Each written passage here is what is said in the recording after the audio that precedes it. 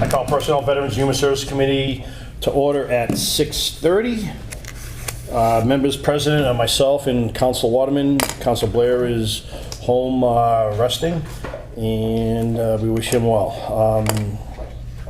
First off, we have the election committee coming up to speak, and I'd like to.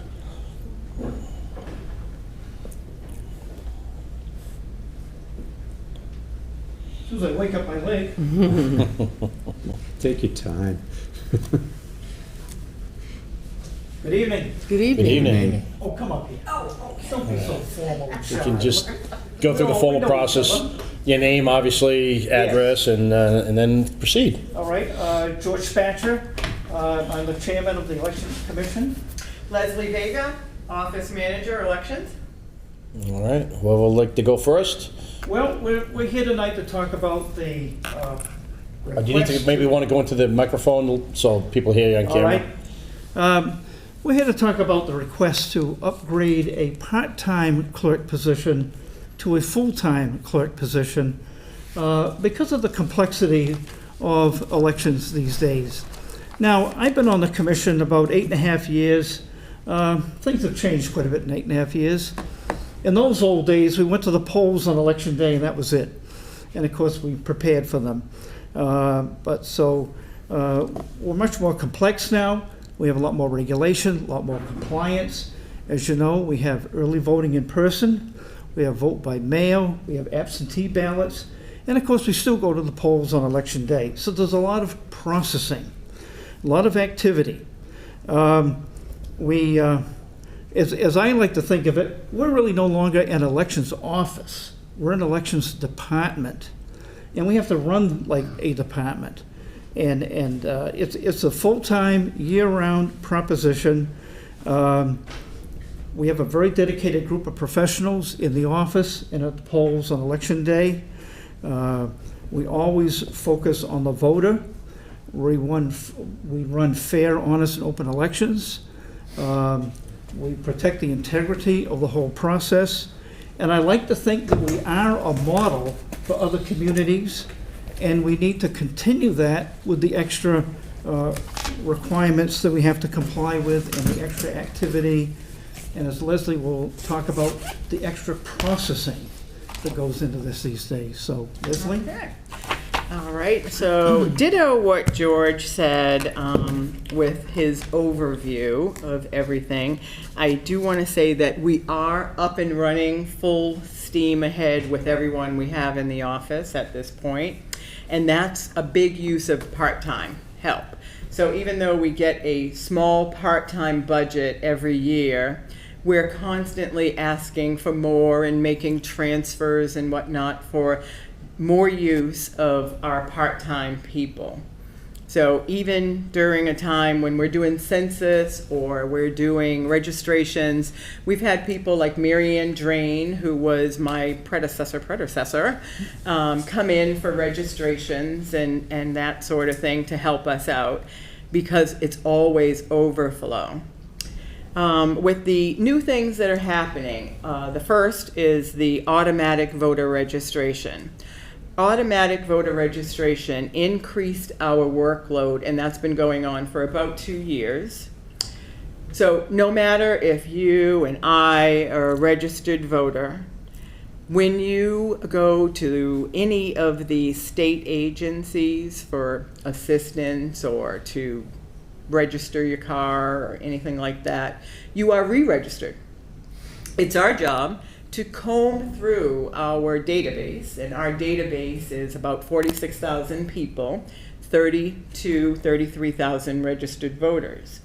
So we have to comb through so that we do not create a duplicate record, because the worst thing that would happen is on election day to have a voter list with a duplicate on it. So that increased our workloads, and that's been going on for 2 years.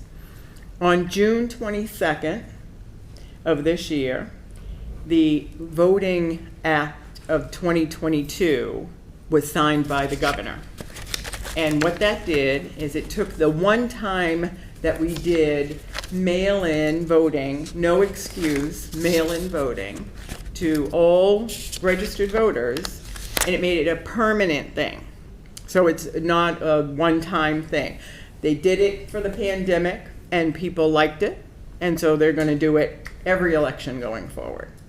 So we have to put that into our process of what gets done during what month and what gets moved to another month, because we have to fill in that time. The growth in Attleboro alone has increased our work. So when I started here in 2005, we had 18,000 some odd voters. We now have almost 33,000 voters. Every department's felt that growth. So it's not just elections, but elections has been with 2 full-time people since 2005. And this part-time position has been since also before 2005. We've always had a small part-time budget.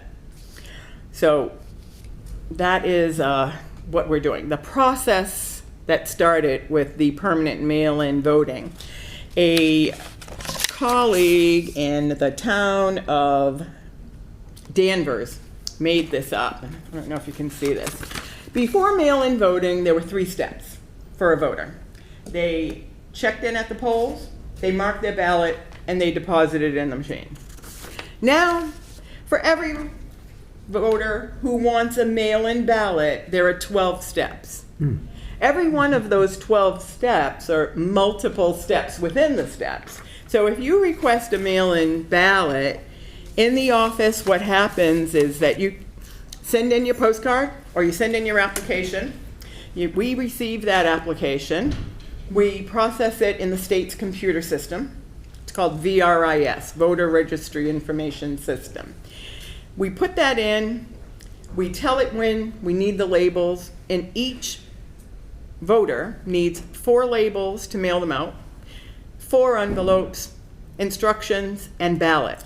It costs 81 cents to mail every ballot out. It takes time to do all of that. It's very time consuming. It takes time to do all that.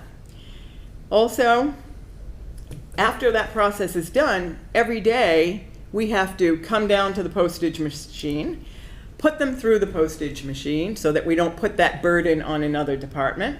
We put that through the postage machine. We go to the post office ourselves so that no one has to carry it to the post office. We have trays and trays. So we use our personal vehicles and we take these things to the post office. We go around to the bulk mailing section in the back of the post office and meet the correct person there, and then he takes it so that we are assured of the custody of that ballot, of those ballots being mailed out. We're not going to have them sitting around somewhere. We're going to make sure that the right person gets it. So, as you can see, it's a tremendous amount of time. All the things that we used to do in June and July, we can't do those things anymore. We're doing those things now in December and January. And then we start the whole cycle again with census, list of persons, confirmation cards, and then the voting cycle starts July 1st now. You got to get ready for the July 1st start kickoff for voting. In addition to all of that, and that's the process, and I'd be happy to answer any particular questions that you have. But my personal hours going into this, it has been tremendous. I'm working, I apologize. no problem, a considerable amount of time over the 35-hour expected time to get everything done. It's embarrassing, and I won't even tell you how many hours. It's just an awful lot just to make sure. But like George said, and it's true, with every single one of us, we have the voter in mind for everything that we do. And if it takes more time, if it takes more effort, we're doing it. And we have fulfilled every request made by every voter. And that is the top of our priority list. So that's my hours. But I do want to say that we have been very fortunate to have Kim, who's here today, to support us. She's a great addition to the office, and she's doing good. And I don't want to give you the impression that, you know, it's anything like that. We have Kim. She's great, and she's working out wonderful. But we need additional help in addition to Kim. Let's see, one other thing that I want to touch on, and it just so happened so conveniently today with the news today, the newspaper, and because I feel like I'm being stretched so thin, I have been rushing too much, and I did make the error that was pointed out in the local newspaper. I feel like if I had more help, that I may have had more time to not make that mistake. I did acknowledge that right from the beginning, and I made corrective steps. And I feel like that's the important part.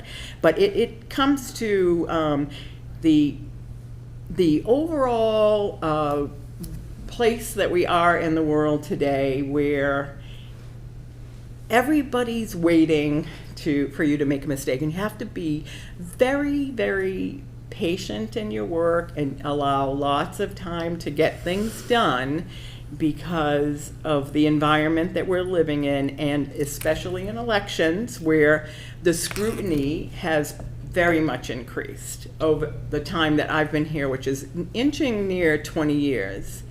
Of the scrutiny that we are and the questions we get about our processes and the rereading of every tiny little law that we have to look at in different ways and respond to every process that people question. I just want to let you know that it takes an awful lot of time. So that sort of sums it up for me. I'd be happy to answer any questions. So, for the mistake that you were talking about, just Yes. for those of us that don't have, say, the Sun Chronicle, or Yeah. because I saw it on Facebook, which was Ward Yeah. 5, wrong polling place. That's Right. what you're referring to. So I had a vendor print a postcard to let all of the voters in Attleboro know that because of redistricting, they were going in person to, they may have been affected by redistricting. And if they had chosen to go in person for voting, I wanted to let them know exactly where to go. Yeah. Ward 5 in 2020, we used the Peter Thatcher Elementary School. Because of COVID rules, we could not fit all together 2 wards at La Salette. That vendor used a list that was in existence from 2020. That programmer is shared between vendors. The programmer works for both Pleasant Printing and Mass Mailers. So there was a form that he had that listed all of our polling places, but it listed Ward 5 as Peter Thatcher Elementary. And when the proof came to me, I overlooked it. I just didn't catch it.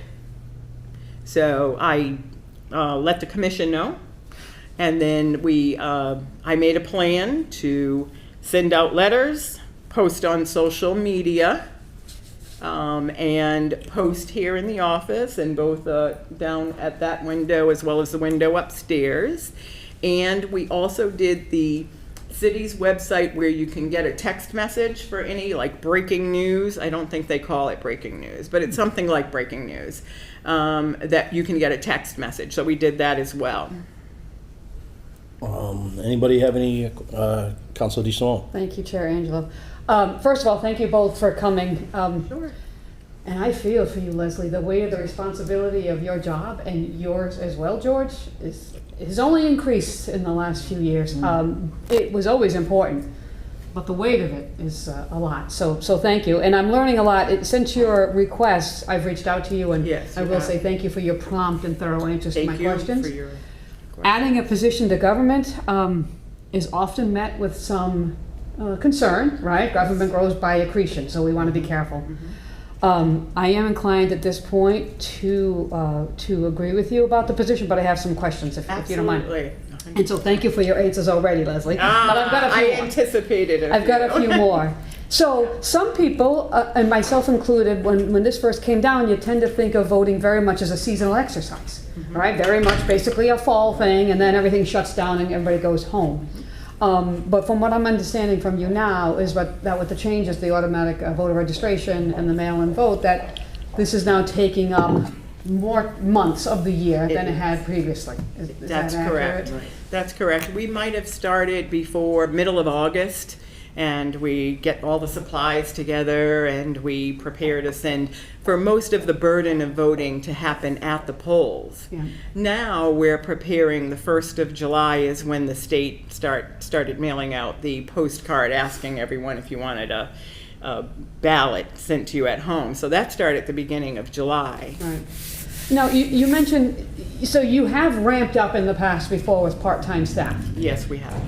Why does that not continue to work? Why can you not ramp up with more part-time staff or part-time staff who works longer? Is it a cost? I can answer the question, and then George may have something to add. Because we are spending so much of our year for voting, we are not able to spend the time on the other functions of the office. Census, list of persons, just responding to people for proof of residency and that sort of thing. So we have to push it off. So we had a part-time person that we were always able to draw on for the extra help. We have exceeded that budget consistently every year, all the time. All of the higher level work things that person, such as the state computer system and the mail-in voting process, isn't able to be met by a part-timer. A full-time staff person who gets certified in what the state needs is what we need. And that's to serve 32,000 voters. So you'll have 3 full-time staff serving the 32,000 voters in Attleboro. That's correct. I'm sorry. Yeah, no, I was just going to say, as Leslie's alluding to, with a full-time person who's properly trained and certified, we certainly have more consistency. And we know that person's just going to go forward and do their job and not be as concerned about being as constantly supervised. Not that there isn't supervision, of course, but if you have that professional, certified, trained, full-time person, things are going to go smoother. They'll be done more accurately, more consistently, more in compliance with Right. what the law tells us we've got to do. And that gets me, if I may, 2 more Sure. questions. That gets me to my next question. So I would imagine deadlines are terribly important, right? You can't just say, well, sorry, we're short-handed, it's not going to get in today. You have no choice Yeah. but to do what you have to do, but when it has to be done. Yes, there are very hard deadlines. They are not flexible. As this election season is going on, right now, we have multiple referendum petitions going on to repeal the driver's license law that was recently passed. We had an extreme amount of initiative petitions for, I can't even remember the subjects they covered this year, but all of that is going on at the same time, and they have a hard deadline that you have to get them done.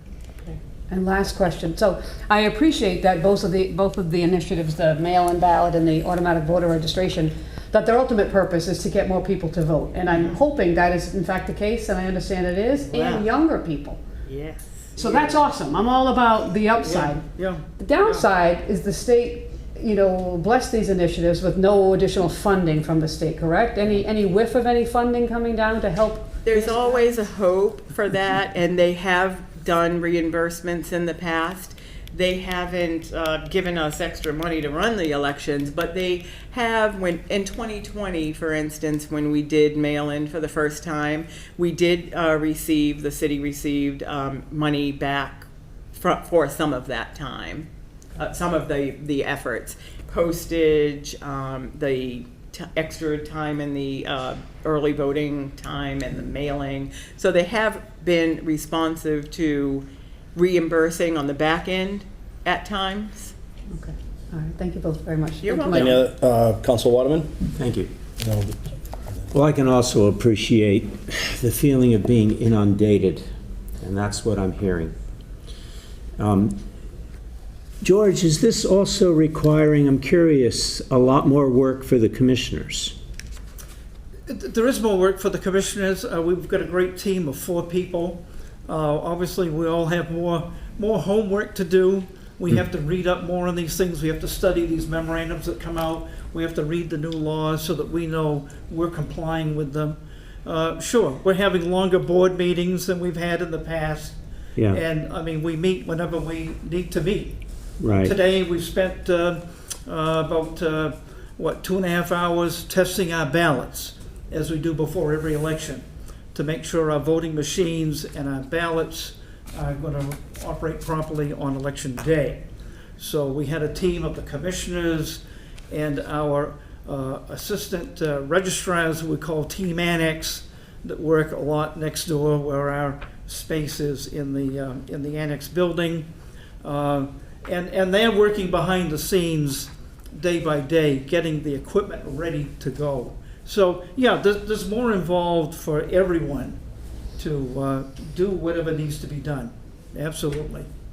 I figured that.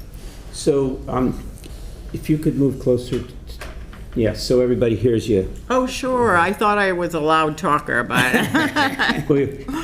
my mother might have been wrong about that. No, it's not that you're not a loud talker. Okay. Just want to get it caught. I imagine there's more visits to the office and more calls coming in too. I imagine that's part of it as well. There is, and most recently, we're giving 10 to 15-minute civic lessons on the telephone and in person for people who never have voted in a primary in the past. And because they're offered the opportunity to vote by mail, and they're more comfortable doing that, we're spending 10 or 15 minutes teaching people how primaries work and why they must choose a ballot. Even if they're an independent voter, they have to choose a ballot. And it's taking 10 or 15 minutes to teach people how primaries work. Yeah. And the last question I have is money. So we're moving into a third position perhaps, and this would be a clerk's position? It would be. And do you know the approximate cost? I do have that cost in front of me, and this is only because Jeremy, who is awesome when it comes to the financing part of things, laid it out for me. I'm very new to that part of the job, even though I've been here for almost 20 years. I've never done this part of it. So in the communication that he and I worked on back on July 14th, it came to you.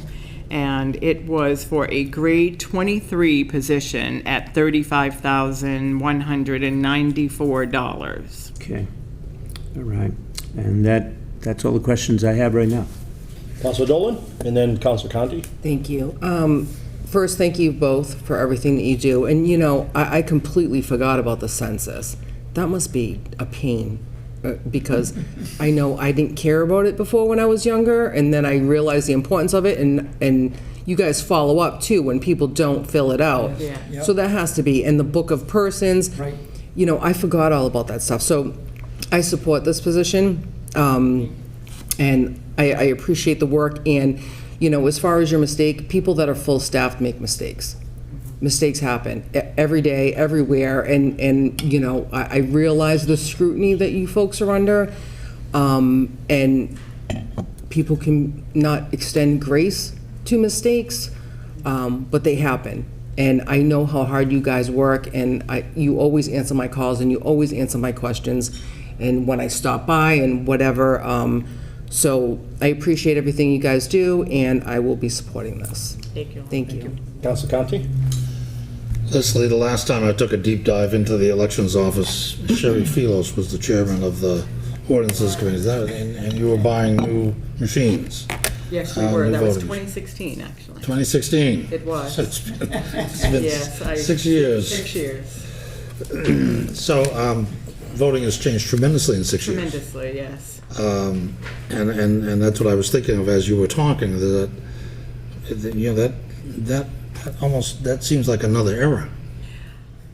I say myself that I base all of my time in pre-pandemic and post-pandemic terms. Yeah. And what happened in elections and in life in general before that, and how things are different now. I'm not sure without that period if we would have gotten here. Would we have ever tried mail-in voting for every person, no excuse mail-in voting? We did absentee voting forever, and that was a lot, but mail-in voting has taken on a life of its own. So My question is, you're certified by the state? I am. I take the classes that are offered for any VRIS, it's called. It's a Voter Registration Information System. I attend all of the classes given by the state, and they have given extensive classes because of the new laws and the new rules, and I've taken every one. Are you the only person in the department that's got certification? No, I also invite Kim to do that as well.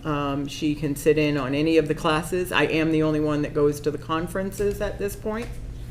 So, to get certified, you need to take a series of classes, pass the exams, and be... No, it's not a formal, Oh. it's not as formal as that. The clerks can get certified with classes. They have to have continuing education classes to do that. Ours is not that formal. It's just issued as, do you want to be certified in this mail-in process, tune into this class?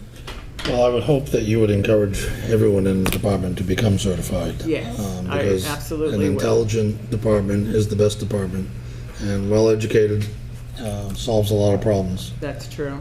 That concludes my questions. Thank you. Thank you, Councilor Conti. Now, the part-time person that you have now, are they actually putting in full-time hours? During election cycle, everybody puts in part-time hours, and that's why we are usually approved for a budget line for our election time. So we get extra hours put in from the people that do the annex work and packing the machines and the supplies and all of that. So everybody puts in extra hours. Nobody is really full-time, but close. Yeah, so part-time would that be like 17 hours? But are they really working more like 35 hours, the one person that you have in there? So the one part-time person, she has very limited time to give us. She would give us more if she could, but she's averaging about 20 hours a week. But other poll workers come into the office and help with this big process and I welcome everyone to visit the office and see it at full throttle of this mail-in thing. So we have poll workers that will come in and they're paid if they're not volunteering. So everybody's averaging about 20 hours with the exception of one person who works with us through the 2020 cycle, and she's good with the VRIS system, so she's putting in more, closer to 35. So I guess so if you get this part-time person, that part-time position extends to full-time, that might either lessen the burden on bringing in some of these other part-timers. Exactly. Exactly, that is the plan. With a fully trained, full-time person, we will not have to depend on the part-timers that we depend on when we go overflow, like the registrations with Mary Ann, for instance. She puts a lot of hours in bailing us out when we just get too busy. Okay. All right. Well, thank you both very much. Thank you, Leslie. Thank Thank you. Appreciate it. you. Thank you all very much. Okay. All right. Let's see. Okay, from the docket of September 6th, 2022, the mayor respectfully submits communications from Veterans Director Ben Quell regarding the need to pay an FY22 veterans medical bill. Therefore, the mayor hereby requests your honorable body Arnold Body. I entertain a motion to transfer $500 from account 154-31000-577010, Veterans Aid, to account 154-31000-578020, Veterans bills from previous years to pay FY22 Veterans medical bill. Second. Any questions, comments, or concerns? No, this is important, though. It is, it's very Really? important. All right. Hearing none, all those in favor? Aye. Aye. Motion passes. From the docket of August 16, 2022, I entertain a motion to approve the appointment of Stephen Escobar, 240 Thatcher Street, Attleboro, to the Taxation Aid Committee. Second? Any questions, comments, or concerns? No, I think I think he'll be an excellent candidate. Yeah. He's really interested in this. Yeah, I think so. I think he knows what he's talking about, and you heard a lot of good things about him. All right. All those in favor? Aye. Aye. Motion passes. Let's see. From the docket of August 16, 2022, entertain a motion to approve the appointment of Patricia Belfield, 108 Newport Ave, Attleboro, to fill an unexpired term on the Council of Human Rights, term to expire February 2024. Again, second. Motion's in order. Obviously, we heard from Patricia. She's seems like an incredible person that is going to do a lot of great things for the city and the Council of Human Rights. Any questions? Her energy is high. Yeah. She's going to give us a lot. Absolutely. All those in favor? Aye. Aye. Motion passes. All right. From the docket of August 16, 2022, I entertain a motion to approve the following transfers to fund a new grade 23 position in elections. $1,750 from account 116-21000-511100, Election Commission salaries and wages part-time, to account 116-21000-51100, Election Commission salaries and wages. $3,000 from account 116-21000-511-550, Election Commission salary elections, to account 116-21000-511-000, Election Commission salary and wages. $15,600 from account 112-41000-578-300, citywide reserve for transfer to account 116-21000-511-000, Election Commission salary and wages. Second. Motion's in order. Any questions or comments? I think we all summed it up. Badly needed. Yep. Yeah, well, I can save them for the floor debate, but I just want to say, so, as I mentioned, so I'm going to be supporting this, and thank you for letting me comment during your committee meeting. Although, when it first came out, I did have some hesitation, and I had hesitation until at some point in the middle of today. But there's a couple of reasons why I'm going to vote for it. As much as I do fully appreciate that government grows by accretion, we have to be very careful when adding positions. This is a position in our elections department. The conduct, the processes, the way that we do things in that department is paramount for all the reasons that we're all more than well aware of. And with the particular new changes pertaining to automatic voter registration, which I think is a great idea, I think that's putting a ton of work in mail-in voting, another great idea, but they both come with more responsibilities and duties and taking more time. And their deadlines are hard. There's no calling it in the elections department. So I fully appreciate that. However, I think one of the things that kind of made me even turn the corner was I put a call into Taunton today. I wanted to reach out to a comparable city and see how they do things. So I called the Taunton Elections Department, and I talked to a lovely woman named Pam Manconi. And awesome. First of all, great representative of Taunton City Hall. I asked her, I said, what is your staff? And now Taunton's a little bit bigger than us, obviously, but they have 37 registered voters. We have 32. Taunton has 4 full-time positions, and she said, it's funny you should call because I'm putting together material. I'm going to ask the mayor and the council for funds to have more staff. We're getting slammed, particularly with the mail-in registration, which starts in July, and then the period of doing whatever they have to do runs till November. And she made a very good point. She said, understand, anything that comes into our office has to go out. Like, there's 2 sides to every action that they have to do. So to hear her say that with 4, full-timer, she's seeking more. That kind of, sealed the deal for me on this position. So again, I understand the reluctance, but after hearing Leslie and Mr. Spatcher, and with that additional information, and knowing that these initiatives are important, but they do produce work, and no additional funds from the state. So for all those reasons, I'm voting for it, and I hope that my fellow councilors consider seriously this position because of the nature of it. I think it's in some ways unique and different than other things that the city has to do. So thank you for letting me All speak. right, you're welcome, thank you. All right. And, all right, all those in favor? Aye. Aye. All right, motion passes. That concludes the business of Personnel, Veterans, Human Services. Move to adjourn. Second? All right, all those in favor? Aye. Aye. We are adjourned at 7:06. I'd like to call this meeting of the Municipal Council to order at 7:06. Please join me for a salute to the flag. I pledge allegiance to the flag of the United States of America and to the republic for which it stands, one nation, under God, indivisible, with liberty and justice for all.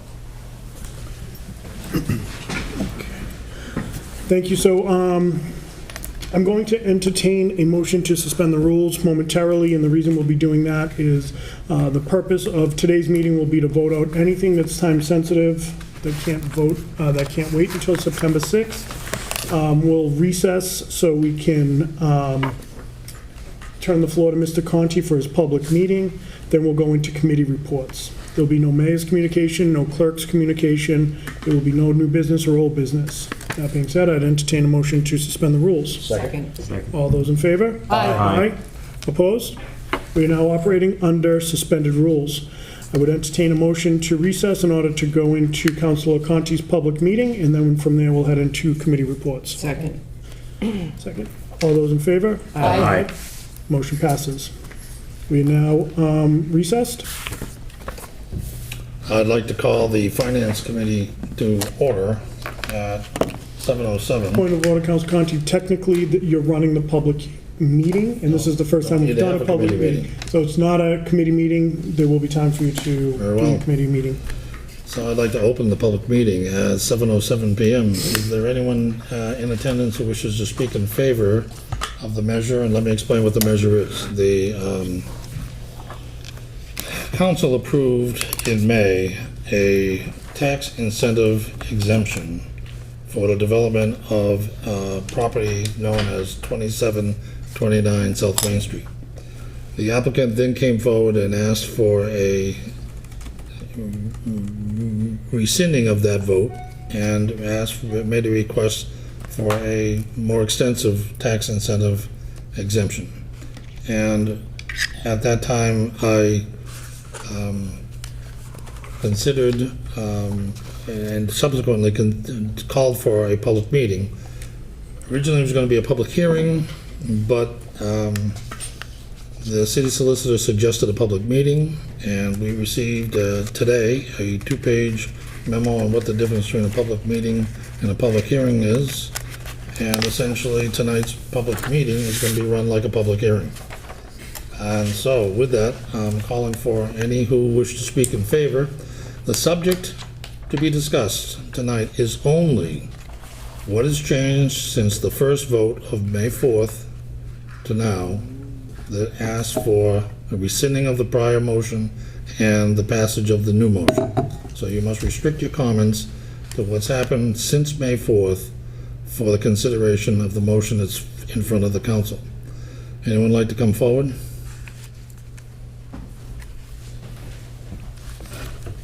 Well, there's one thing I forgot before you introduce yourself. There are no records of public meetings, unlike public hearings, which must have minutes. So this basically is being recorded for the internet for posterity, but there will be no minutes produced. With that, you may proceed. Okay, thank you very much. My name is Catherine Fierick. For those who are not aware, I'm the Economic Development Director for the city, and I'm also a resident of 160 Pine Street here in Attleboro. Thanks for the opportunity to discuss this project in a little bit more detail. Would a description of tax increment exemptions be appropriate, given what you just said? That's Can I not explain the tool? That's not necessary. We already voted a tax exemption for this subject. Okay. So all we all right. know what it is. Sure. I was just saying for the public if anybody wanted to know it. Okay. So restricting my comments to purely what has transpired since this deal was brought before you. There's a very strong rationale for this project when it comes to need. Costs have risen by nearly 30% on this project, over $3 million. The city's initial tax increment exemption agreement with this development team, plus the state received tax credits of $1.8 million, fall short of that $3 million gap.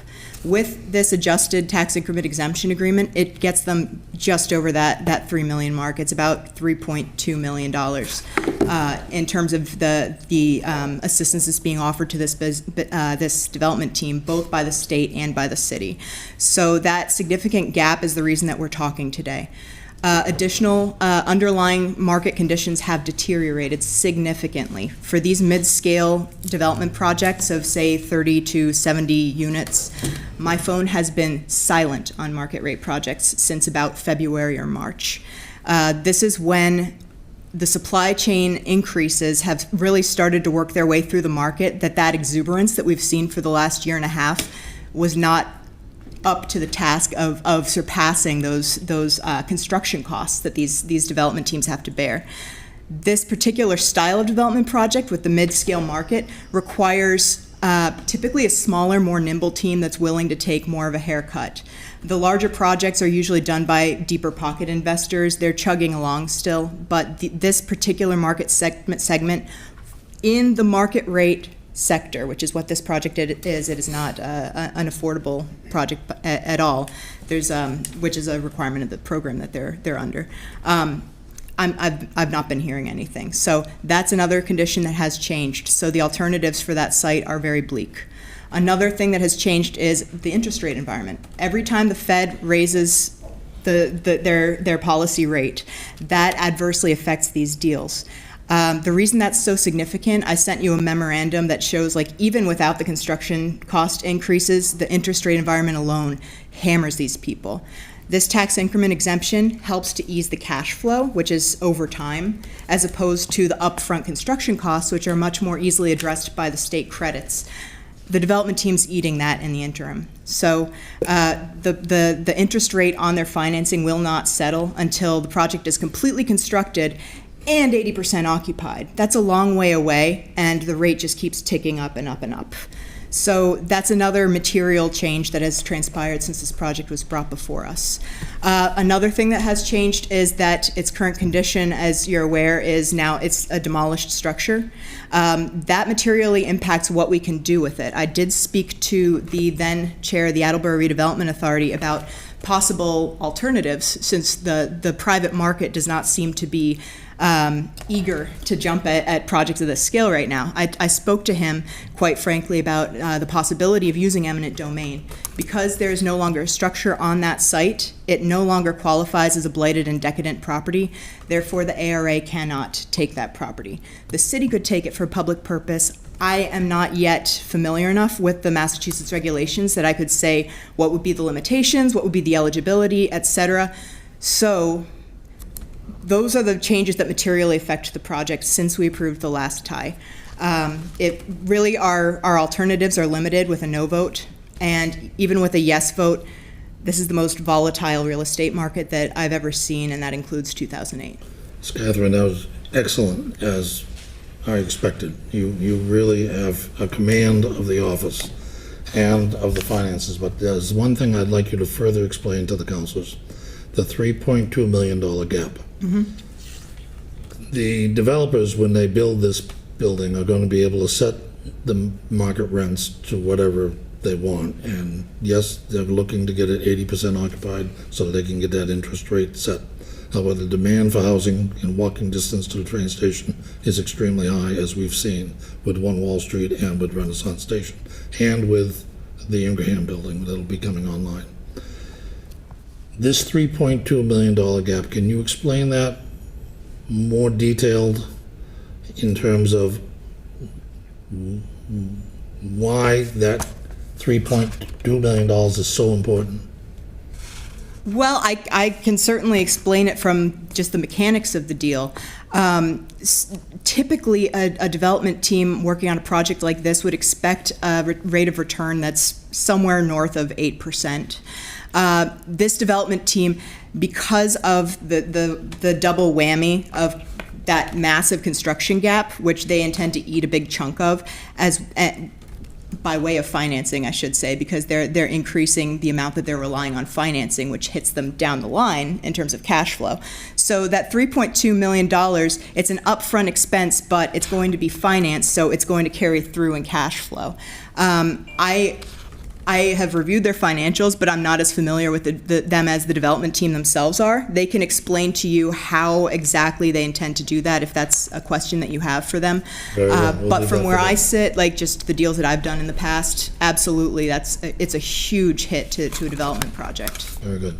Does anyone have any questions for Catherine? Councilor Holmes? Thank you. I'm pretty disgusted that anyone has the gall to come back to us to ask for this, and I'm not happy with this.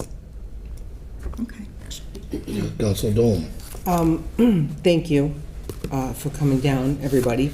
And so regarding it being demolished already and not being able to take it by eminent domain, so it was demolished because they were required to put a fire suppression system in? That's correct. If they had put in the fire suppression system that was necessary for public safety, it would have added even more to their costs. And because Right. at the time, they were all set. They were all set. This was before they had to wait many, many, many months beyond what they were expecting from DHCD, which affected all of this. So they demolished the building so that it wouldn't catch fire or attract vagrants and, cause public safety. Or and spend health. money to tear it down? But they did spend money to tear it down. Well, no, I meant spend money for fire suppression and then rip it down. Right, exactly. Also, so now when you talk about over time, there are also, when we get to 80% occupancy, so they won't get any tax breaks until this is complete and 80% Correct, occupied, yeah. correct? So nothing comes out of anybody's pocket, well, besides theirs. As far as this TIE, nothing, we don't do anything until it's 80% occupied and it's complete. It's until the assessed value is calculated. So the nature of the tax increment exemption is that, there's a baseline level of what they're paying in taxes now, and then there's the future amount that they're going to be paying once the building is complete. The increment is the delta between those two. So until there is an assessed final value for the property, there's no increment to exempt. So this is still several years down the line. Right, and I appreciate that, thank you. And also, may I Yes. continue? You have the floor. I get why people are upset, okay, with tax breaks and such, but, places like Walmart get subsidies. Walmart, a multi-billion-dollar company, they get subsidies so that the people, the city or the town that they go to, people get jobs and, the city or town gets taxes and so on and so forth. And I think Gary would probably be able to answer this question, but I believe it was at least 3 decades that we were looking at the Fishnet building empty and rotting. Councilor, does this relate to what's happened since May 4th? Yeah, it does, Okay. because And I I'm think- trying to express the importance of why I'm voting yes on this, because like she said, the outlook is bleak for this property if we don't move forward with this. And being bleak, so we used to look at a rotting building, and now we're going to look at a hole if this happens. And I just wanted to, reiterate the point that they won't be getting any tax breaks until it's complete, and if it goes down the drain, there's nothing out of our pockets, correct? We don't, Yeah, that's absolutely If they correct. fail If for they some decide reason- for market conditions that they are completely withdrawing from this project, which if the Fed were to raise the rates, say 500 basis points in the next meeting, which will not happen, but I mean, my guess is you guys would say no at that point, right? But there has been very real material changes in the underlying financial conditions, and yes, the prospects for what comes after this are exceptionally bleak if there's a no vote. right, and of this scale, you said it's exceptionally bleak, because your phone hasn't been ringing off the hook. It hasn't been ringing at all. Scale. It hasn't at all. The guys that I have been working with have gone into the shadows. Those that have acquired properties with the intent to redevelop them are backtracking on those plans at this point. All right, thank you. I think I'm all set. Thank Surrender you. the floor. Thank you. Council Holmes? Thank you. This doesn't feel to me like there was a planful, it was not planfully conducted here. There's some sort of error. So you said that there was an opportunity for the city to take back this property. No, I was saying that that was mentioned during our Economic Development Incentive Board as a Plan B, but I did some research, and the city would have to be the entity to take it, which means it has to serve a public purpose in perpetuity if we went that route. So what is that all right, thank you. What is that process? Can you explain that process? All right. If you are to go into eminent domain, you have to pay the owner of the land the greater of 2 appraised assessments of the property. You have to go to a formal appraiser, go to another one, get 2 of them, pay them the higher. Typically, they then take you to court, so you have to just factor into that you're going to be spending a lot of money on legal costs. The development team acquired this property for $750,000-ish back in 2019 because the previous owner demanded above market rates even then. The property by this point would probably be $9.5 million-ish. And on top of that, factor in extensive legal fees and probably a several-year process to get through the courts to stabilize. You're looking at a pit in the ground and paying the development team almost as much as you would with a tie to sell the property at. Any of this is funny. I don't think it's funny either, Diana. I'm saying that it's absurd. Like the idea of paying them almost as much to have a pit in the downtown for a 5-year period of time. I've been with this development team for 16 plus months, which most of you all have not. I've seen what they have suffered waiting this long. They waited for over a year, and it was an incredibly transformative year in our economy for a response from DHCD to approve this deal on their end, on the state's end. That year cost them millions of dollars. And we're seeing it not just with this project, but several others where people failed to reach a deal. Catherine, let's stick to May 4th and what happened after May 4th. Certainly. Thank you. That concludes, thank you. Councilor Angelo, did you have a question? It's somewhat got answered. I apologize if this isn't a proper question, but because I was looking at as this being the city desperately needs parking, and then if the city was to take it over, it could be used as parking for other areas. So it would be public interest, but it sounds like that would be long fetched and far out there. I mean, it would just be very expensive to just be parking. Councilor DeSimone. Thank you, Chair Conti. Catherine, thank you for your expertise and as usual. So we are where we are, right? We are where we are.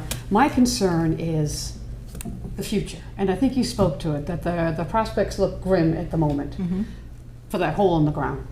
What about the message it sends to other businesses and other developers and people who want to live in the city, that we have a hole in the ground that we can't do anything with? Are there other ramifications besides these people who just want to conduct their business? What are the ramifications for the city if this project dies on the vine? There are absolutely enormous reputational ramifications, yes. If I could interrupt, Yes. Council, we have granted them a tax incentive exemption. They have it. This is them coming for a second bite in the apple. Let's stick to that subject. And all due respect, Chair Conte, I fully understand, but I think the consequences of this decision are also something worthy of consideration. Not just why we're here and these people, but what happens. What are the consequences of our actions? That's the point I'm trying to get to respectfully. I understand. Catherine, you all set? Oh, Councilor Holmes. So if this does not pass with this council, what do you predict would happen? It will remain a pit for at minimum 5 years. And we have 160 Pine Street, which also tried to start at the peak of the last housing cycle, and it stayed a foundation for 15 years before somebody was able to construct it and actually make the numbers work. It passed through 3 different hands before that happened. So they will not do anything for 5 years, you're saying? Nothing will happen? They've already put hundreds of thousands of dollars into this project personally. They stand to lose a great deal by not doing this project, but they stand to lose even more in a mechanical sense if they proceed and they're running this kind of cash flow. Councilor Dilshill. Thank you. Catherine, thank you. Thank you for coming down. So we know that there's a lot of economic factors that we still are uncertain of how long they're going to last, what it's going to look like. Since this would be the second one that we grant, Is there concern that there could be a third? And that is a very strong question, right? I don't believe that this development team has much appetite to proceed. If this goes south tonight, I don't think that they will come back to us again, and I think that the project will just stagnate. I'm saying, so this goes through, if I may, thank you. Yes. This goes through. Economic factors in the economy aren't getting any better, you know? And we see that all of a sudden, they're facing another gap. Will they be in front of this council asking for yet another increase? And I'm saying I don't believe that the answer is yes, but they are here tonight, and you can ask them that directly. Yeah, I'm not trying to be argumentative, I'm just trying to, No. you know, kind of get my arms around it. But as far as the pit, I mean, there's nothing saying it has to be a pit, it can't. It can be Realistically filled be in, filled in. absolutely, but. I just don't want the public left with the Right. impression that it's, regardless what happens, the council created a pit. I just don't want that perception out there. Yeah, I mean, even if it is filled in, it would be a gap in one of our front teeth just due Sure. to its location. Understand? Very well, thank you, Catherine. Thank you. Is there anyone else to speak in favor? Anyone else to speak in favor? Please identify yourself. Yep, my name is Kristen Lenhart. I'm part of the development team. Sure. My name is Ryan Lenhart. Ken Rybaker. We're all part of the development team. So thank you for the opportunity to speak in front of you tonight. I just wanted to make the point, I know, Mr. Conte, that you're specifically asking us to talk since May to the present period, but there's been multiple comments up here from Diana or Mrs. Holmes about one, poor planning on our part, and then that, you know, you're wholly against it. And I prefer that you stick to what has changed since May 4th. absolutely, that's what I want to do that. I just like us all to do that, and to say poor planning, it makes me feel like maybe we're not all fully aware of the storyline behind this project. And I think that's important that we share that so you understand. Everyone keeps saying, we came to you guys and asked you for all this money, and now we're coming back. Like, that's not the storyline. And it's unfortunate that we're not all educated on that. And, you know, if we haven't, like, expressed that, or, you know, the information has been presented, then that's on us, and we should have done a better job at that. But this started back in October of 2019. I literally just had to check my phone. Let's talk about what happened since May 4th. We've already given you a TIF, a TIE. You gave us a TIF based on an HDIP agreement because we brought money to the city of Attleboro. We went to the state level, Massachusetts. This was an opportunity for us to go into multiple cities and multiple towns, and Catherine can talk about all of the other ones that were out there, from the North Shore to the South Shore. All of this was on the state level. I You worked made the decision, for a year. you came to in bring front of that. the council gave you a TIE. But I think it's important But to also recognize that the We brought- TIE that we constructed were based on numbers well prior to. Let's talk about those numbers that Please, changed let's talk, after but- May 4th. But Sure. we can't talk about, we have to go back to the genesis, because when we were creating these budgets, we were in a whole different world, right? The price, we didn't have supply chains. We didn't see this massive escalation in construction cost. So when you're looking. The taxes are a derivative of what you asked the state for. And when we asked the state for this, it was back in 2020. Before COVID we didn't even know what the word COVID was. It was prior to it existing. And it's a derivative. Attleboro is responsible for a derivative of what the state was giving. So Massachusetts was giving us an amount of money that we brought to How a much project. money did Massachusetts give you? They gave us 1.8. So it was a derivative of that number. And at that time, we presented the project with a budget that was $3 million less. Have you gone back to the state to ask them for more money? Yeah, and the answer is no, and they won't, and that's only because they're not even funded. This program is over. Like, they don't even have, we're not even gonna get this money until 2026 at the earliest. So we're floating it this entire time. So I know we only wanna talk about May, but the number came from a derivative based on that number that was only eligible in 2020. And the first time I ever came into the city was in 2019 to say, we want to buy this. It's been sitting here like this for 15 years, but we have to work with you guys. It's a small lot. There's very little parking downtown. We have to create a more expensive project in this little spot, but we know it's not going to be successful unless we can work together. So you And made that's the when we heard decision about to the do it. program. You got the state funding. Correct. You got the city funding. Correct. What happened after May 4th? So once it was granted, that's when we ran the numbers. We had a wholly different budget. Even the state called me. I had to get on the phone with their architect and their planner, and they said, there is no way you're building this building for this amount of money. But we're capped at the project. So they said, we have concerns. We want to grant you this money. You've been awarded it, but your numbers don't look accurate. And we're like, yeah, they're not accurate. They're from 2+ years ago. So we have to totally increase and redo all of our numbers. And that's when we sat down and did it. And we were communicating with Gary and Catherine this entire time.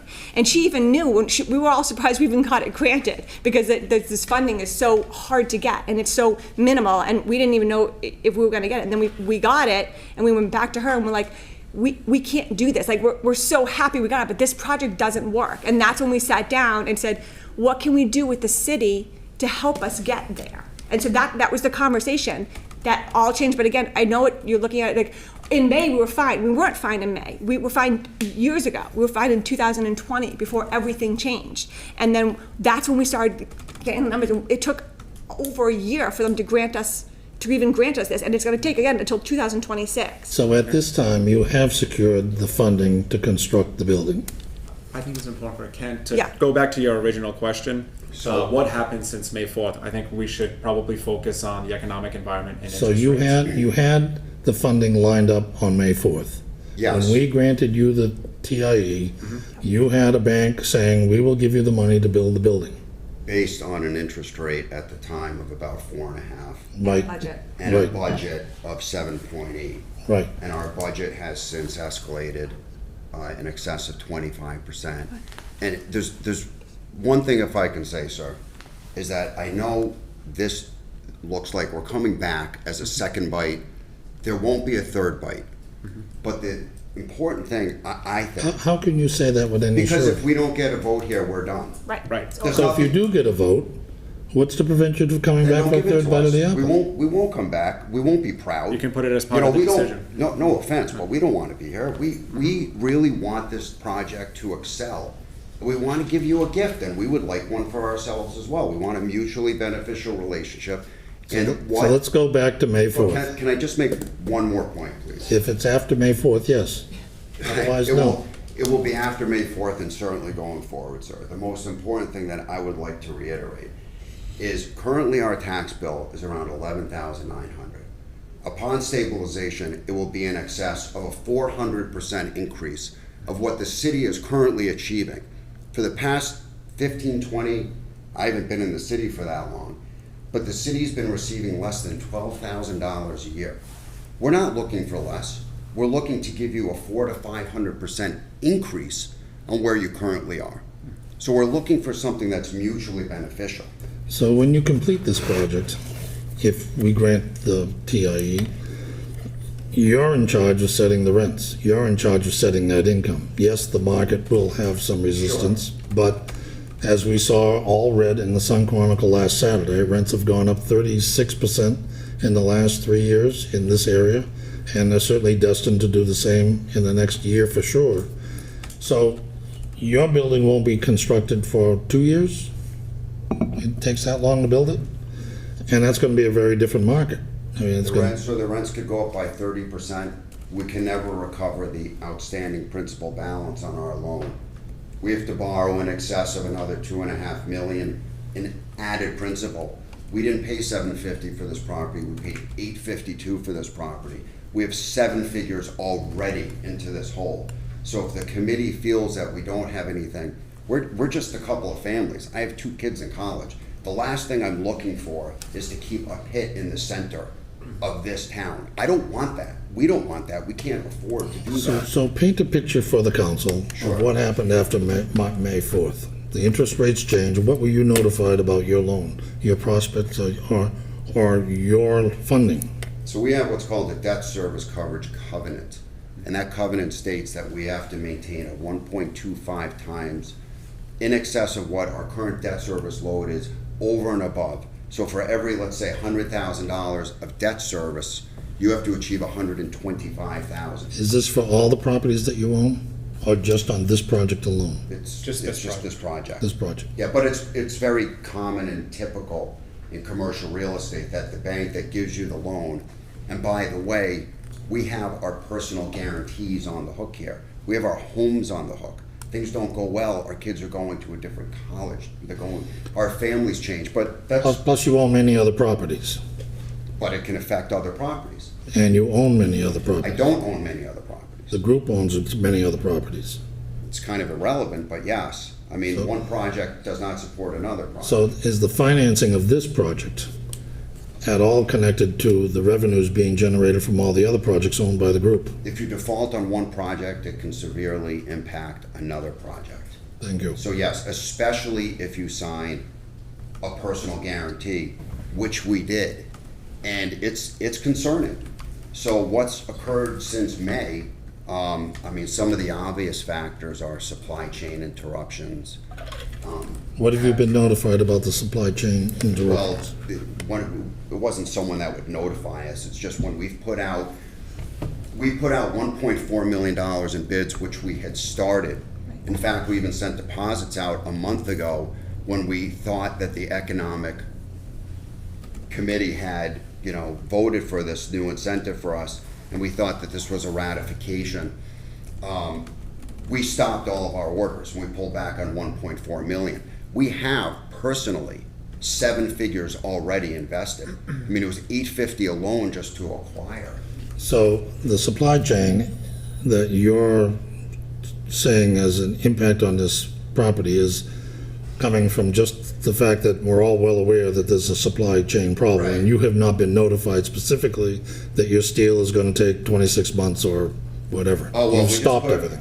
So You wanna speak? yeah, and you can Yeah, speak to this too. the But so steel. when we had a bid for the project, right? So even when we're going through this process, they wanted to know what are all the numbers here?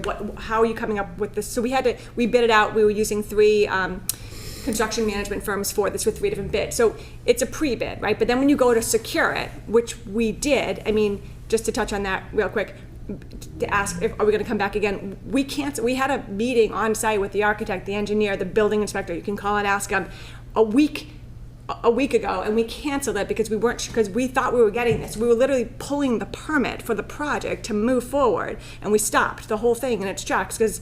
So I don't know if that shows that we were planning to do that, but obviously we were. But when you pull the bid forward and you secure it, then they give you the latest number, right? So then they give you a new price that you have to secure, and it's locked in with an escalation clause for X amount of days. And so when we pulled all those numbers down, our budget was wholly different because at the time that we got the bid and the time that we were now building, it's a different environment. And so that's what we're speaking to too. So I can interpret that you've basically put this project on dead stop. At We that couldn't moment. do it with it, We right? we put it on dead stop. On dead stop. Yes. After May 4th, you said, let's stop. No, after May 4th, we didn't say let's stop. We had a meeting with the building inspectors set up. We thought that this was going to be a ratification of what was previously approved at Economic Council. We had bids out, we just sent 70,000 as another steel deposit. This project was not on hold after May 4th.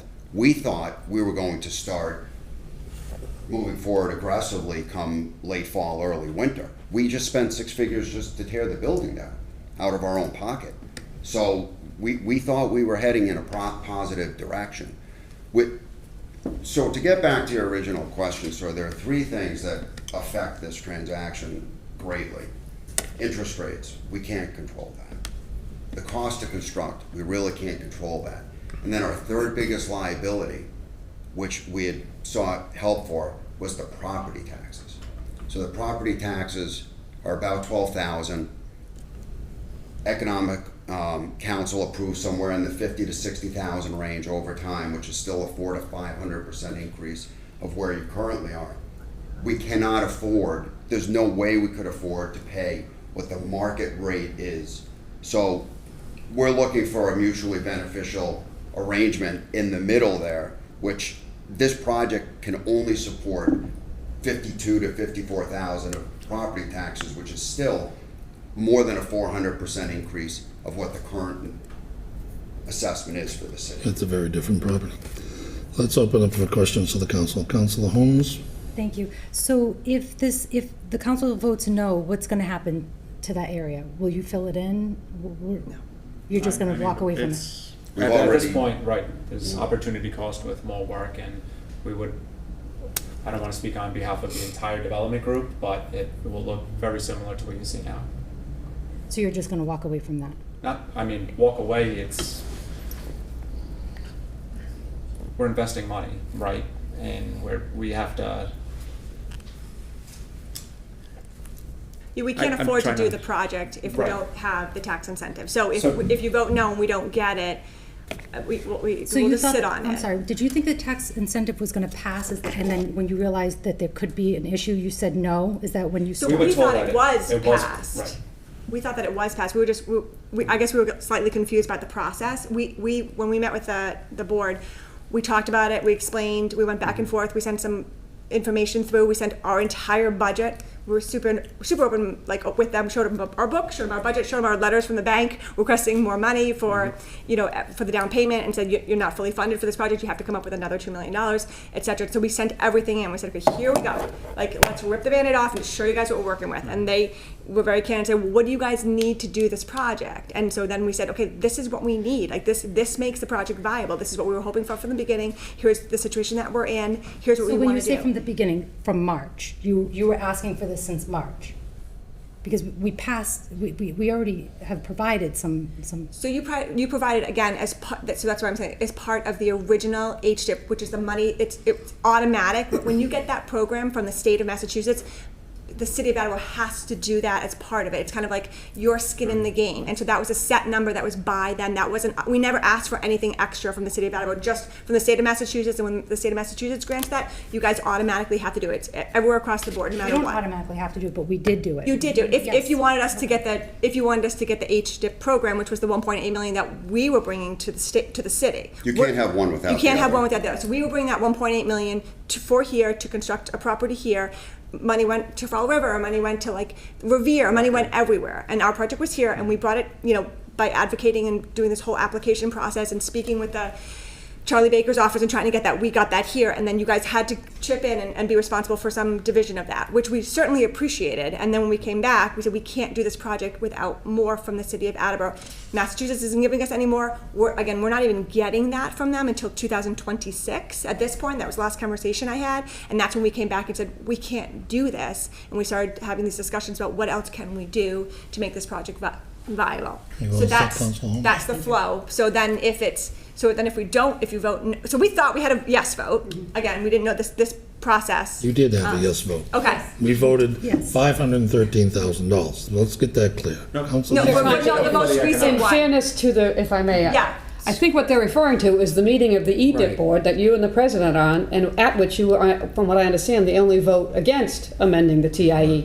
I think We this thought group. that was a yes. I understand, Okay. folks, and I apologize. I think they took that group as, We did. it's all but done, the council's I going to understand. ratify. I'm sorry, yes, that's what we thought was a yes. Because Thank you that for the was, you were clarification. the only dissenter in that vote, sir, Yeah. and you were. Right, and we were under the impression that this step in the process, we didn't even realize, and maybe you can confirm that for us, that Now I this step understand. isn't actually needed, Yes. but it's, But it is. but it is now.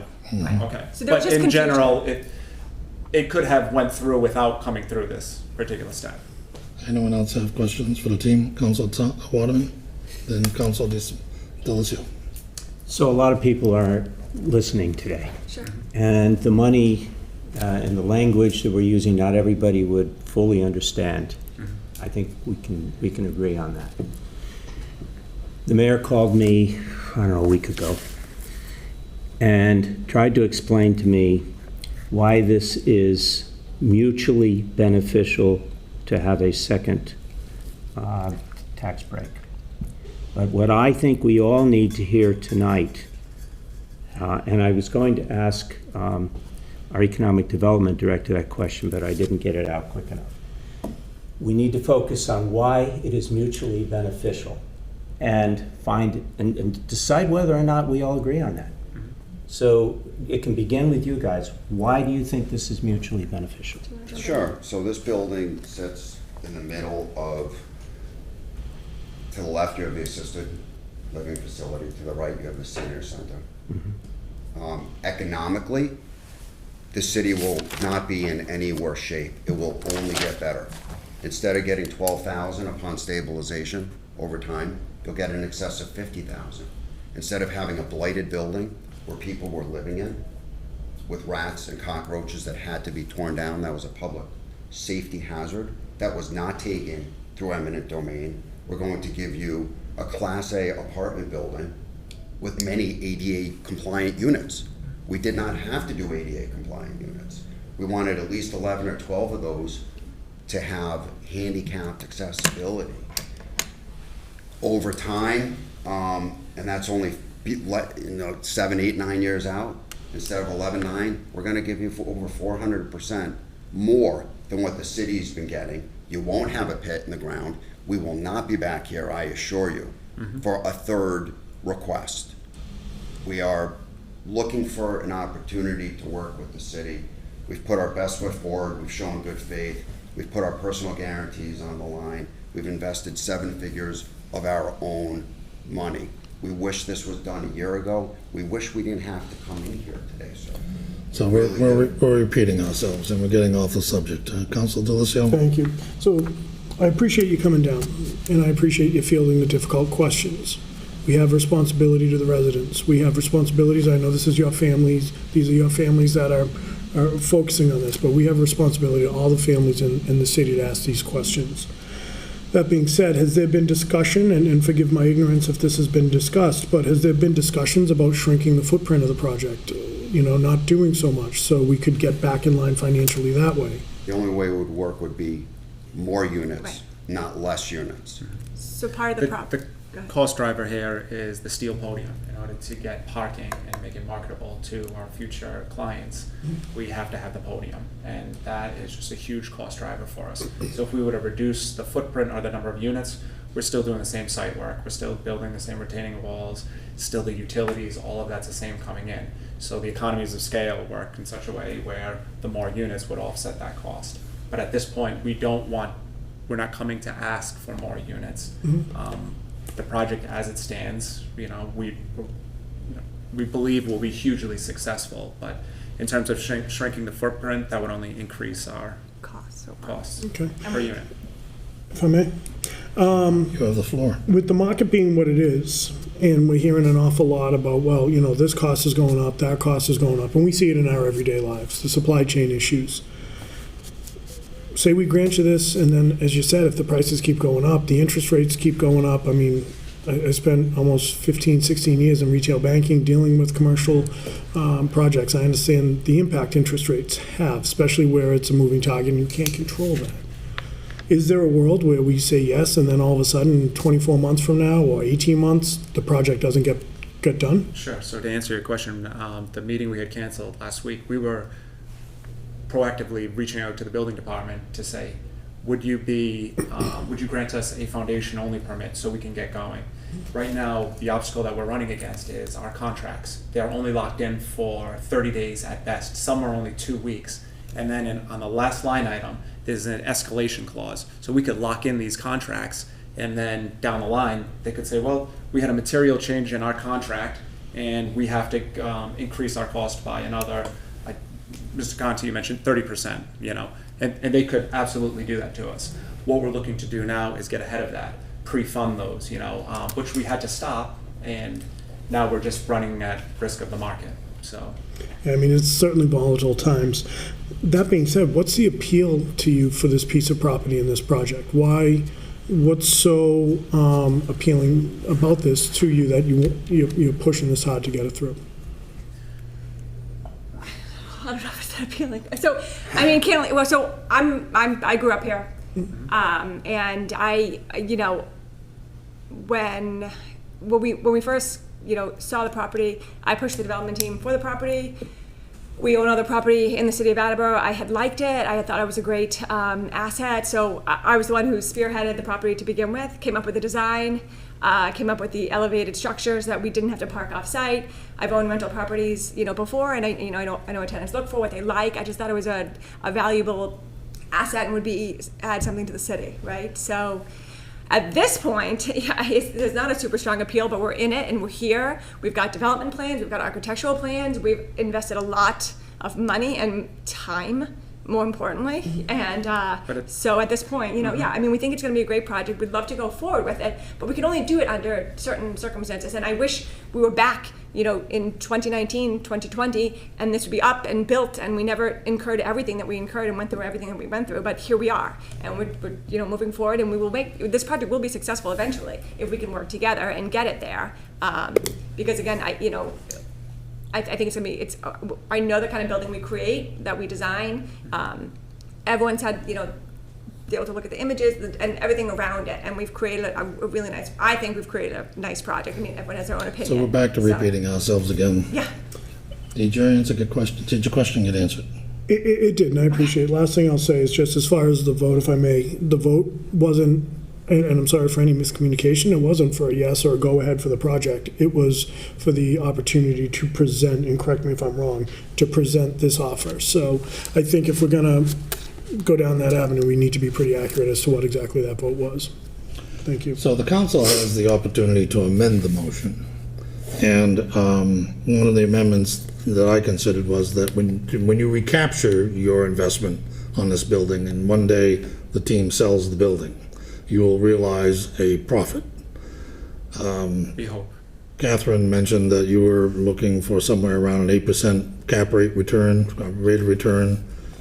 That's ideal. We're not getting And that. also that it floats above where your cost of capital So is. my question is that if we amended the motion so that the taxpayers of Attleboro could get back the $1.2 million that you're looking for when you sell the building, would that condition on our motion disrupt your financing? I guess the way to look at it is, let's say you purchased your home for, $400,000, okay, and you were granted some relief, and then you went to sell it, but you sold it at a loss. And you had to pay back $100,000 when you were actually taking a loss. So you're asking the development team to peer into an uncertain future. In the event the market is less than where we are now, we sell it, we're on the hook to not only realize that loss, but then give the city back another $1.2 million. So it would be impossible. That's a good answer. What about us? We have a hole in the middle. Councilor Holmes. Thank you. What about us? We have a hole in the middle of our downtown right now. I like that amendment. I think that's something that I could potentially get. Yeah, the term is recapture, that when you liquidate, but the developers are correct. Real estate goes up and down, and you can't always be sure that it's gonna go up. Yeah. Does anyone else have questions for the developers? Thank you all for being here tonight. Thank you. Is there anyone else here to speak in favor of the motion? Is there any chance I could just make one clarification? Because it's a public meeting, you actually can come up and speak again. Catherine Fierick, Economic Development Director. I just need to clarify that this, well, two things actually. First off, the date is, the tie was approved more than a year ago, last May. So so that people don't think that these guys are Johnny-come-lately coming back, a couple months later. Second clarification, this is a state program. It's very strictly structured under DHCD, even when it comes to what municipalities can do. Any kind of modification needs to be addressed to DHCD and their council. So I do want to clarify that. Are you saying that a recapture of the taxes to the taxpayers is not allowed in the state? I don't know. What I'm telling you is I don't know, and I would have to work with the attorney at DHCD to make sure whether or not that is permissible. And every month that goes by is $75,000 roughly that this team is bleeding. That's why we're having the meeting tonight. We had the option of putting it off for another No, month. and I appreciate that greatly. I thought time is money, that we should deal with this now.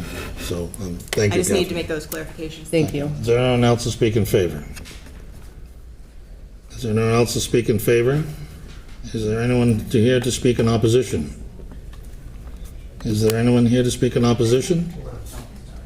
Is there anyone here to speak in neither for nor against? Did you have something that you wanted to add? Sure. I just wanted to touch on recapture, just so we were completely clear. Please that do. The development team would not do a deal with recapture.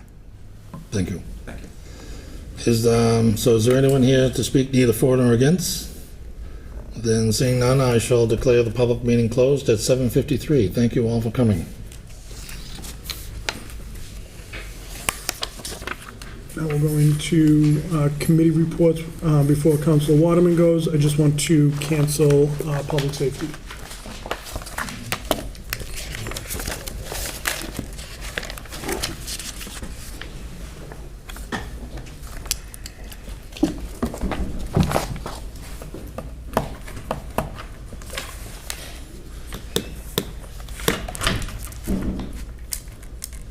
So I would call the License Committee to order at 7:54. We have two motions this evening. The first one comes from the docket of September 6, 2022. And I would entertain a motion to approve an application to amend a Class 1 license for Priority Automotive LLC D/B/A/Cerrone Chevrolet Buick GMC truck to simply saying Chevrolet Buick GMC of Attleboro. The owners will remain the same. Second. Thank you. I went down today to talk to the business as to why they're making the change. I wasn't particularly concerned, but I was curious. And it turns out that the name Cerrone is no longer necessary with this business. Mr. Cerrone has been out of the picture roughly for about 5 or 6 years. And also the people back at Chevrolet, and I assume that's in Michigan, would prefer to have the simpler name. And so that's what the company is requesting, Chevrolet Buick GMC. Are there any questions? Of Attleboro. Any questions? With that, I would call all those in favor. Aye. Aye. Vote passes 3-0. And also, from the docket of September 6, 2022, I would entertain a motion to approve an application to amend a Class 2 license by changing the name of Blasius Enterprises LLC D/B/A/Blasius Auto Group to simply LLC to Blasius of Attleboro. Second. Thank you. Again, simplifying the name and making it more consistent with what the owner in Connecticut would prefer. Any questions? Nope. Okay. All those in favor? Aye. None are opposed. Vote passes 3-0. And that concludes the business of the License Committee. I would call for an adjournment. Second. Thank you. All those in favor? Aye. Aye. And we will meet at the next appropriate time. Thank you. I'd like to call Public Works Committee to order at 7:57. From the docket of September 6, 2022, I entertain a motion to transfer $8,200 from account 1124100-578300 Citywide Reserve Fund for transfer to account 1650100-5461010 Park Supply Grounds to replenish funds needed for a set of mowing tractor tires. Mike, you're up. Oh, sorry, second. Thank you. So they just transferred money because they needed new tires, so they took it from one account to the other. Does anybody have any questions? Nope. All's in favor? Aye. Aye, motion passes. From the docket of September 6, 2022, I entertain a motion to approve expending of such funds of any future grant amendments relating to the Sustainable Material Recovery Program municipal grant from the Mass DEP to the City Health Department. The $10,000 grant is for the mattress recycling container. Second.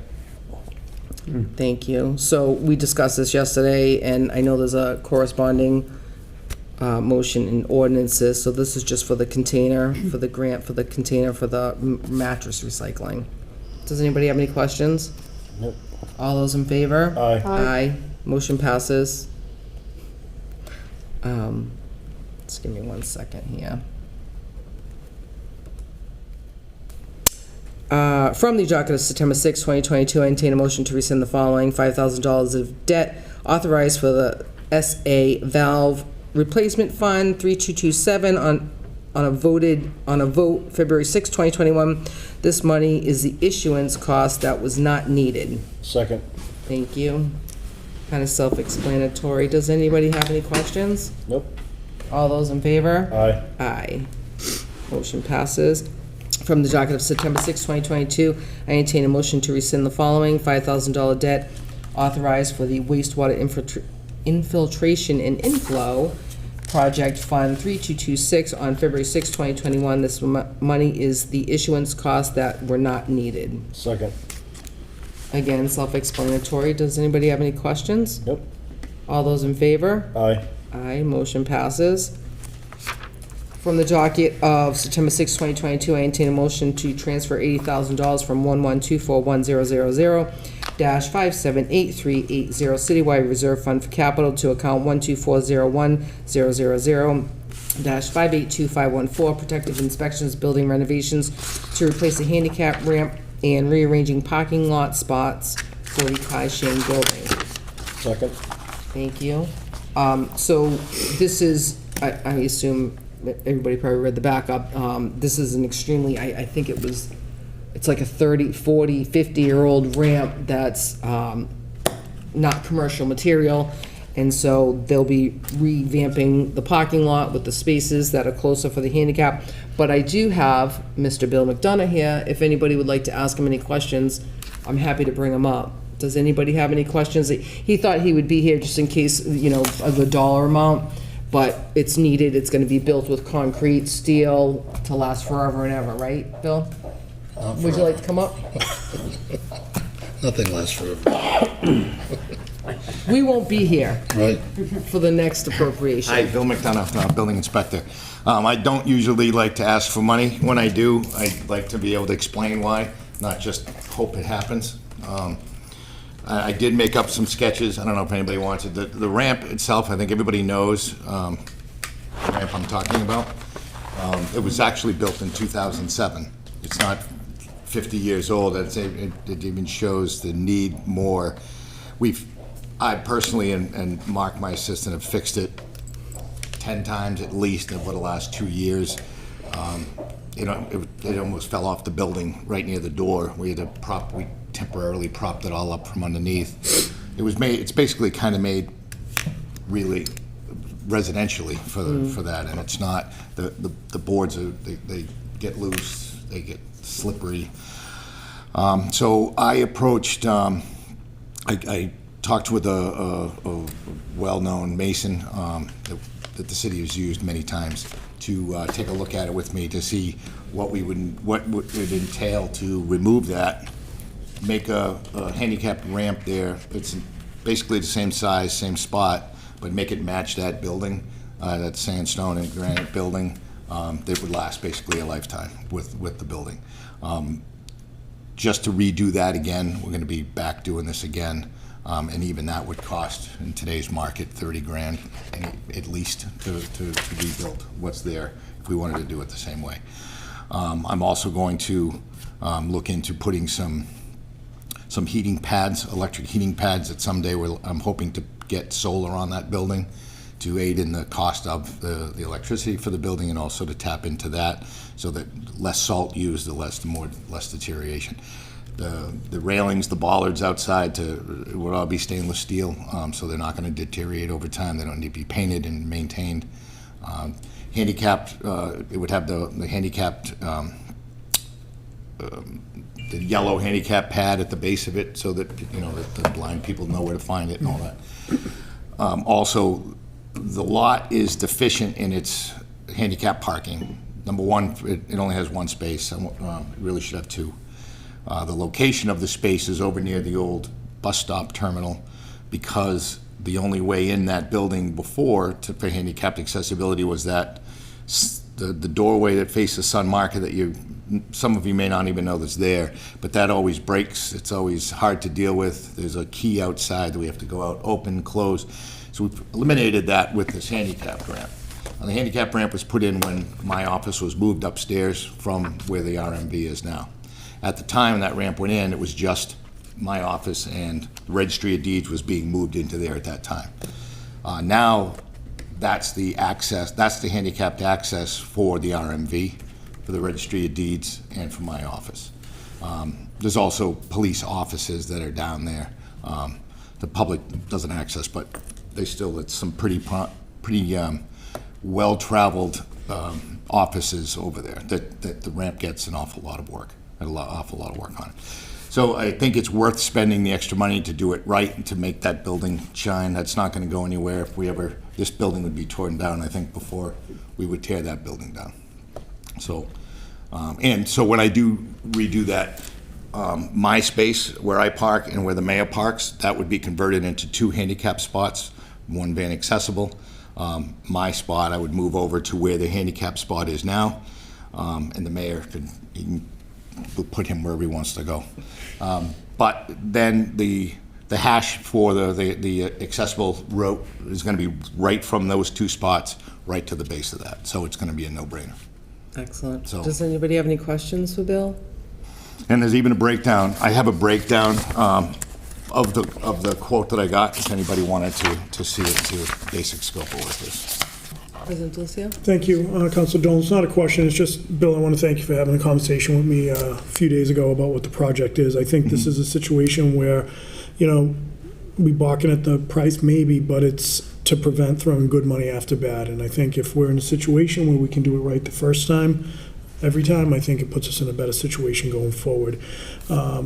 Especially right now, I think with so much focus on those with, disabilities and handicap accessibility and ADA accessibility being what it is, I think it makes sense. Well, something has to get done, so it's a matter of do we spend 80 or 40 or 50? Yep. And the 80 is going to be a one-time deal for all of us, for sure. As opposed to kicking the can down the road Yeah, and I putting mean, a think about Band-Aid. it, from '07 till now, it wasn't that long ago. Right. So in another 15 years, we're going to be doing the same thing and replacing it as we go, and it's just not. If you walk up it, you'll see the railings are, they're now like this instead of like this. So this will prevent that. And it'll be, and like I said, it'll help the parking lot as well. We won't lose any spaces. And the mayor was all for it as well. Good. Does anybody else have any questions for Bill?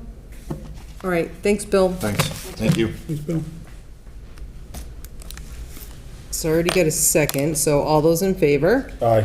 Aye, motion passes. And that's all the business I have for Public Works tonight. I'd like to call for an adjournment at 8:07. Second. Thank you. All those in favor? Aye. Aye. We are adjourned. Thank you.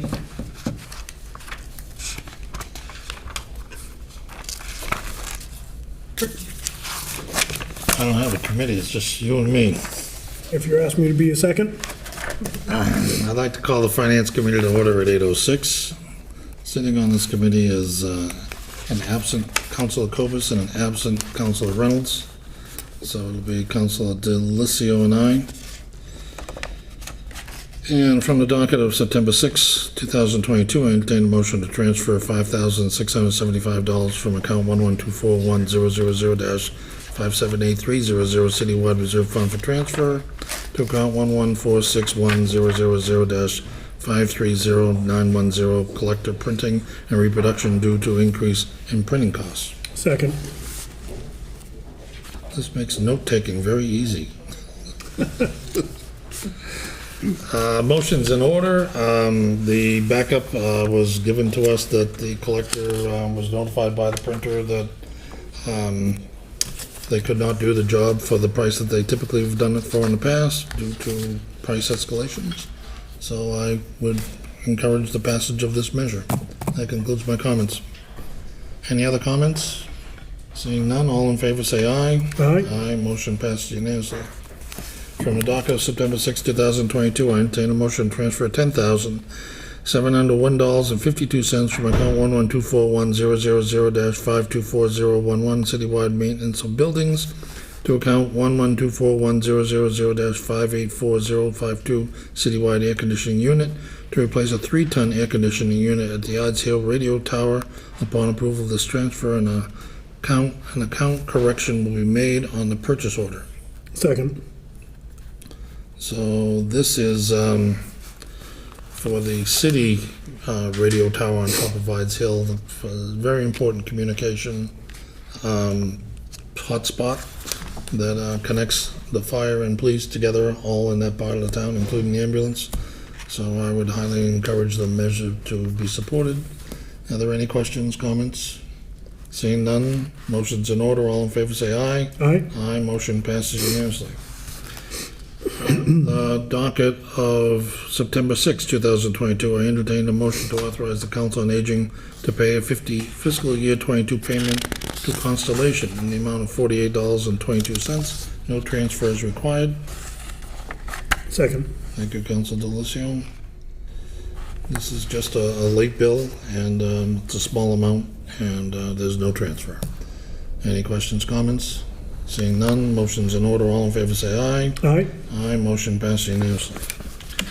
From the docket of September 6, 2022, I entertain a motion to authorize Park and Forestry to pay a fiscal year 22 invoice to Apple Photo Booth, Inc. in the amount of $164.59 and a fiscal year 22 invoice to LaRusso Corporation in the amount of $2,585.59. No transfers required. Second. Thank you, Council Delicio. The money is in the department and they're capable of paying it on their current funding. Any questions, comments? Seeing none, motion's in order. All in favor say aye. Aye. Aye, motion passes unanimously. From the docket of September 6, 2022, I entertain a motion to transfer $604.41 from account 1124100-578-300 Citywide Reserve Fund for transfer to account 1124100-578-020 Citywide Bills from previous years in order to pay a fiscal year 22 invoice to Eastern Supply Company in the amount of $57.55, a fiscal year 22 invoice to RICO in the amount of $55.21, and a fiscal year 22 invoice to Shred It in the amount of $491.65. Second. Thank you. This is common in August because the fiscal year changed on July 1, and these bills are just catching up with everybody. Is there any questions, comments? Seeing none, motion's in order. All in favor say aye. Aye. Aye. Motion passes unanimously. From the docket of September 6, 2022, I entertain a motion to transfer $3,300 from account 1124100-578-300 Citywide Reserve Fund for transfer to account 1124100-599-200 Citywide Transfer to Grants, and to further transfer $3,300 from account 1124100-599-200 Citywide Transfer to Grants to account 2420-499-600 COVID-19 CARES CVRF transfer from General Fund to fund the ineligible expenses charged to the COVID-19 CARES CRV Fund. Second. Thank you for the second, Council Delicio. This is to clean up the CARES Act funding, and Jeremy sent out a nice explanation of the fact that the CARES Act allows certain transfers and doesn't allow certain transfers. We had spent $3,000 and change on something that we thought was for the senior center software, and it turns out that that was not covered, so we have to give the money back. But this basically puts the CARES Act funding to bed. Are there any questions or comments? Seeing none, motion's in order. All in favor say aye. Aye. Aye. Motion passes unanimously. That is all I have to bring before the committee this evening. We will entertain a motion to adjourn. Second. Motion's in order. All in favor say aye. Aye. Aye. I declare the finance meeting adjourned at 8:13. Thank you. Council Dolan, do you mind canceling traffic? Oh, traffic and transportation is canceled this evening. And we'll look forward to a meeting at next appropriate time. And Council Conti, would you cancel IT and infrastructure, please? Unless you're prepared to do IT. IT and infrastructure. IT and infrastructure, yes. IT and infrastructure is canceled this evening. We look forward to a meeting in the next appropriate time. Thank you. Council Holmes. Thank you. Reporting to the Zoning and Land Use Committee, I call the meeting to order at 8:13. I have two motions this evening. From the docket of August 16th, 2022, I entertain a motion to approve the application to waive building permit fees totaling $168,700 for the preservation of affordable housing owners of Garden Terrace Apartments on Pine Street. Second. Thank you. This is to waive permitting fees, which is something that I do think we should start to really examine a little bit more closely. we do this quite often, Council Crumpy. Thank you. I'm going to save you some breath, because I'm going to support this in the committee, but I will not support it on the council. And the reason why is, number one, it's $168,000, and that is 2 policemen. That's a lot of money. And number two, the Preservation for Affordable Housing, Inc., while it is a nonprofit, is a income-generating enterprise. So when they are out soliciting their funds and looking for grants, they're looking to get, they know they're going to be paying building permits.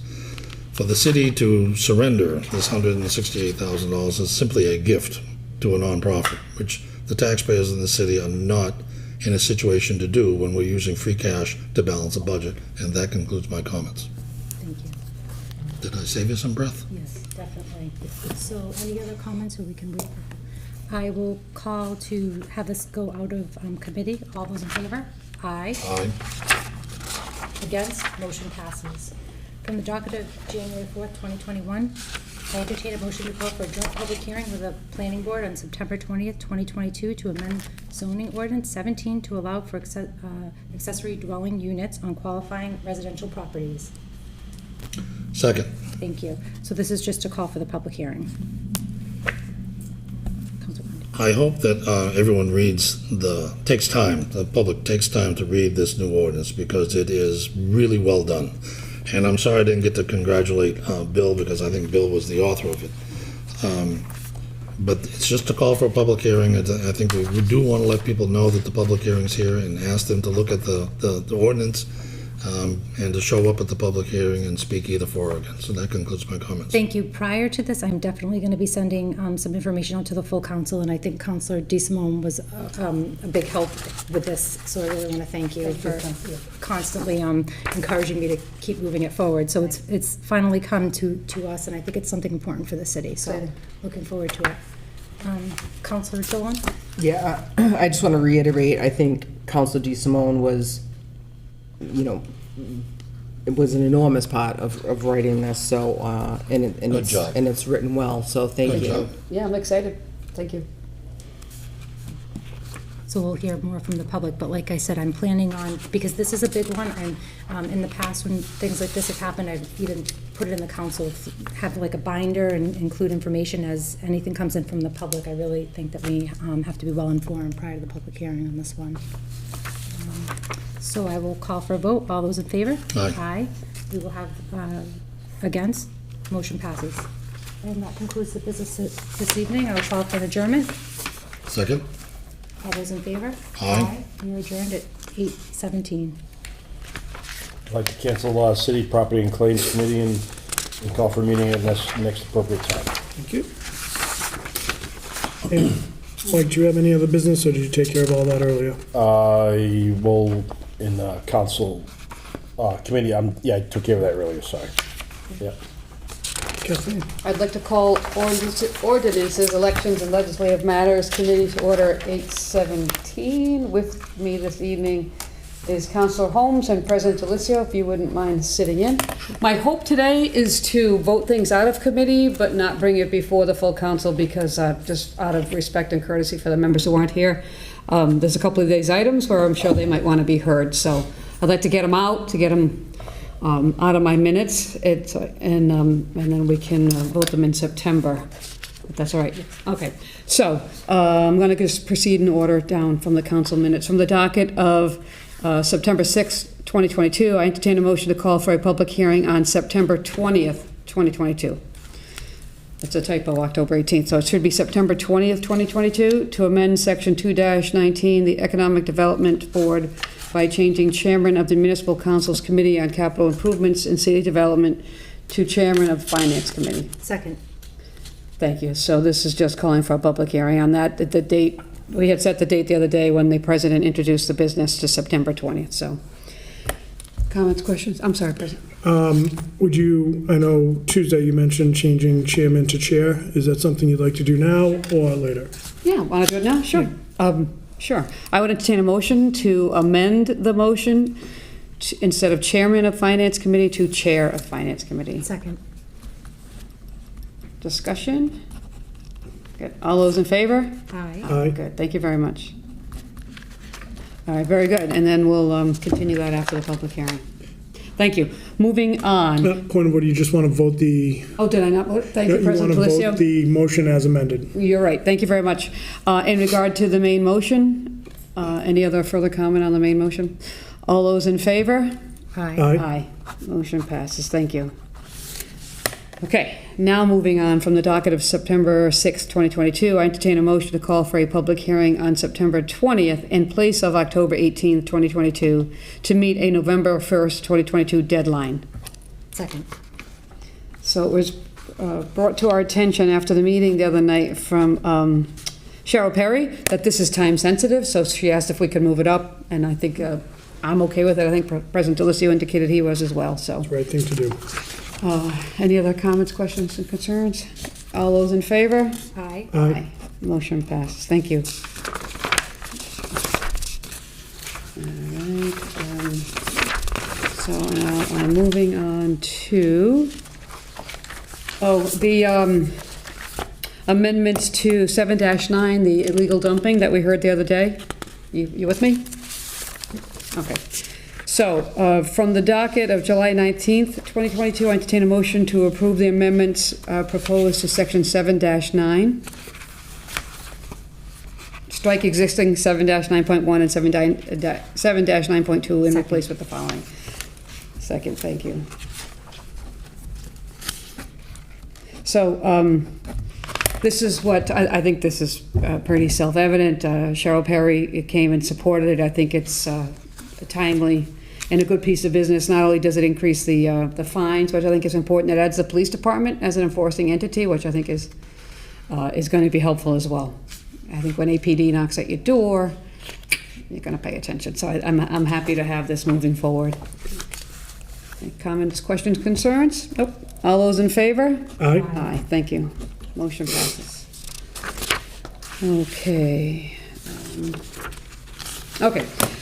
On the docket of June 21st, 2022, I entertain a motion to approve the amendments to section 16-11 of the city ordinances as they pertain to water assessments.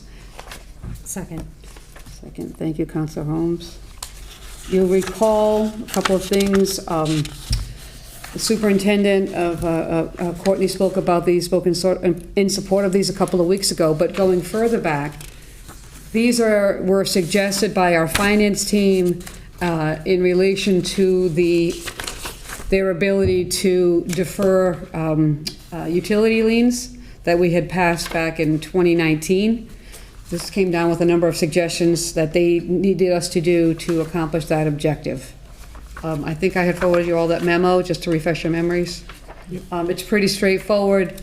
Courtney did send a follow-up email after the last public hearing to address any concerns. That was dated July 21st.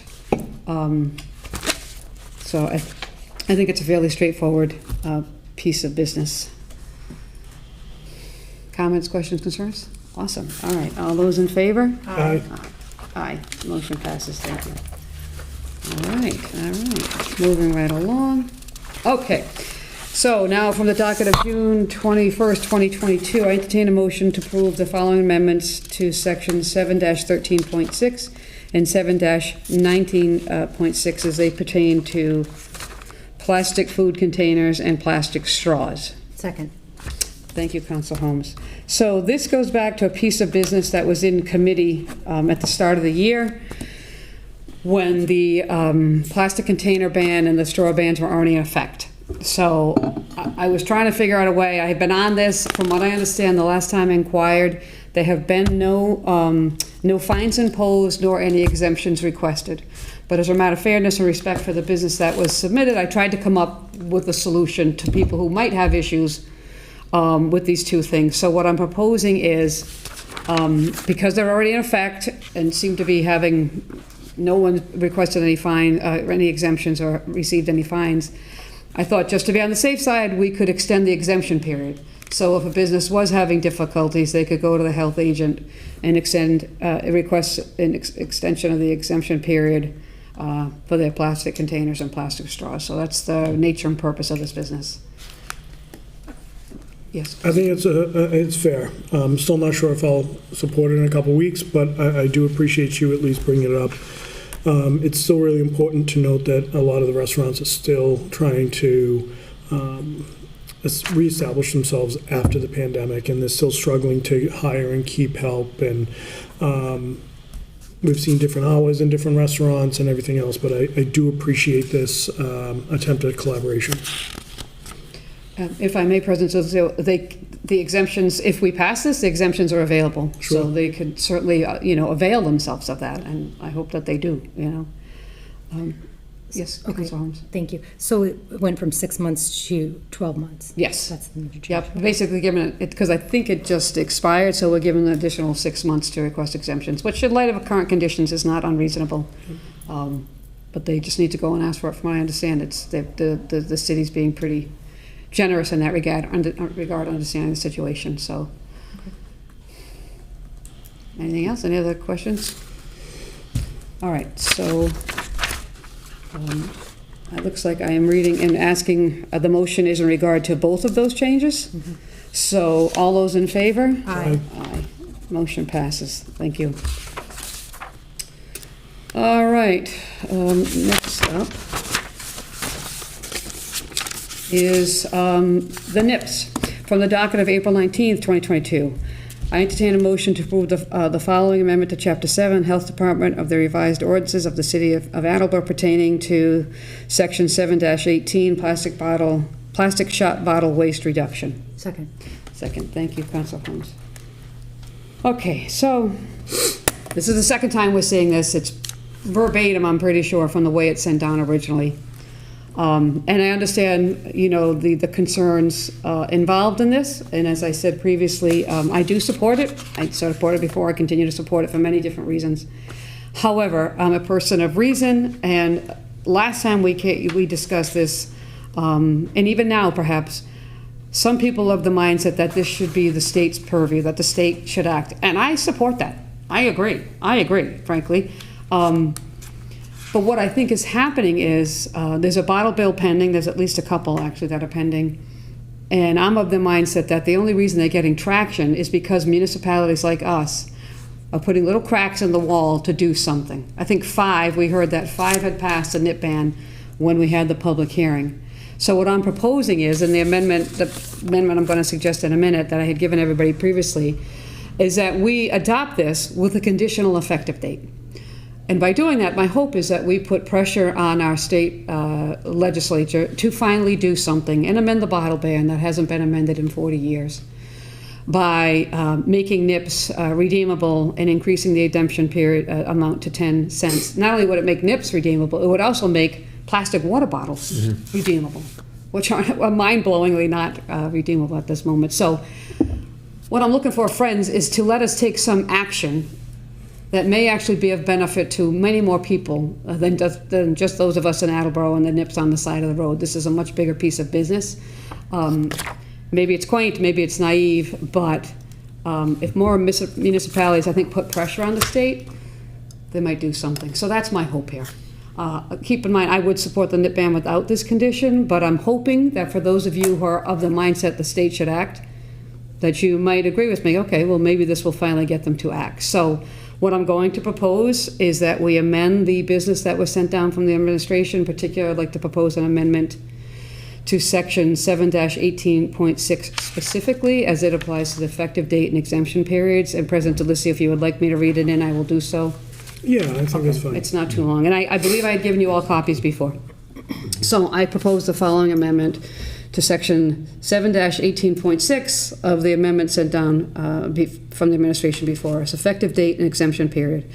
This ordinance shall take effect on or after January 1st, 2023 for retail establishments within the city of Attleboro unless one or both of the following circumstances occur prior to said date. A, the Better Bottle Bill, H. 3289, S. 2149, is enacted by the Massachusetts legislature and signed into law by the governor. B, Chapter 94, Sections 321 to 327 of the Massachusetts General Laws are amended such that plastic shot bottles, nips, are within the category of beverage containers defined thereunder, and the refund value of a beverage container is increased to not less than 10 cents. The health officer or his or her designee may exempt a retail establishment from the requirements of this section for a period of up to 6 months. upon a finding by the health officer or his or her designee that 1, the requirements of this section would cause undue hardship, or 2, a retail establishment requires additional time in order to draw down an existing inventory of plastic shots. Second. Thank you, Council Holmes. So all I'm asking, folks, I'd like to get out of committee. Obviously, you could do, I just want to get it out of committee, get this whole piece of business before the council so we can vote on it. But I would like this amendment to move forward. I hope you appreciate the purpose, if you perhaps don't agree with it, that you will let it move forward and we'll let the chips fall where they may. Yes, Councilor Holmes? Thank you. So we'll vote it out of committee tonight, but maybe hold it for the full council? Yes, we will, absolutely. I'm not going to move forward on this. I gave the president my word I wouldn't do that, and I won't. It's an important issue, and I think it's worthy of holding on to. I would like to move it out tonight, but I'm not going to. President DeLucia. Thank you. I appreciate the intent of the amendment. I'll vote in favor both to get them in front of the full council. So there's no surprises, as we've discussed. I can't support this. This came out less than a year ago.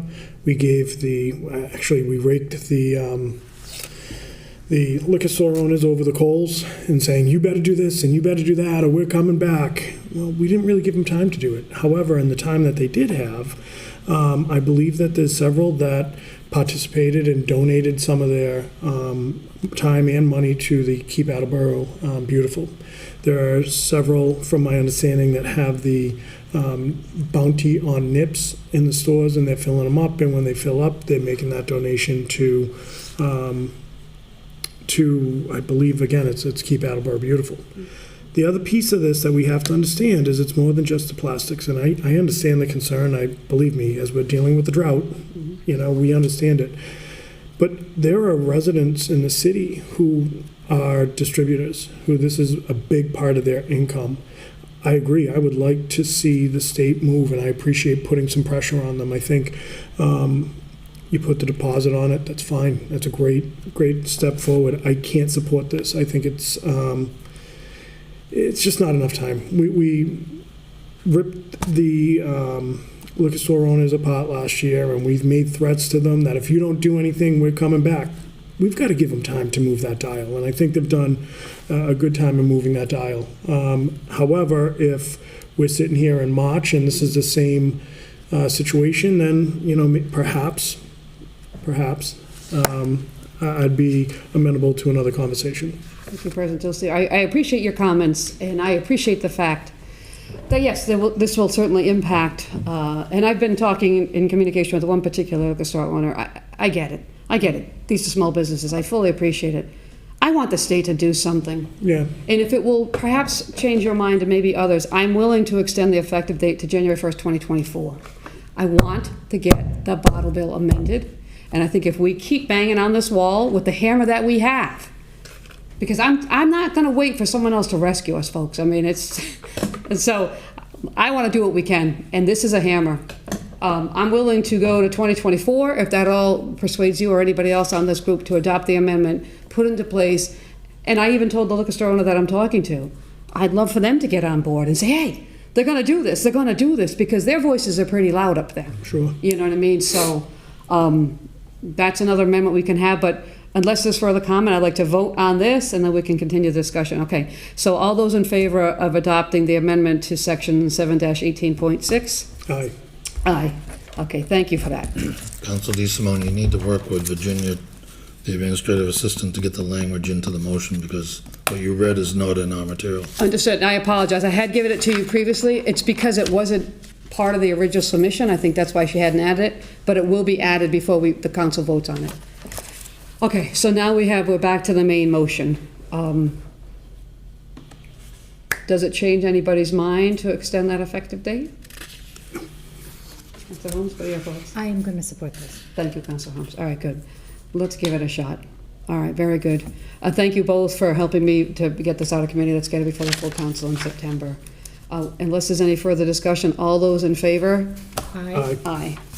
Thank you very much. All right, I think that's everything I have at the moment, so I appreciate your patience and your support, and I move to adjourn at 8:34. Second. Thank you. All those in favor? Aye. Thank you very much. We're adjourned. And we'll have a meeting at the next appropriate time. Before we reconvene, does anyone want to take quick five or just power through? Doesn't matter to me, I'm fine either way. Let's power through then, friends. Following through? Go.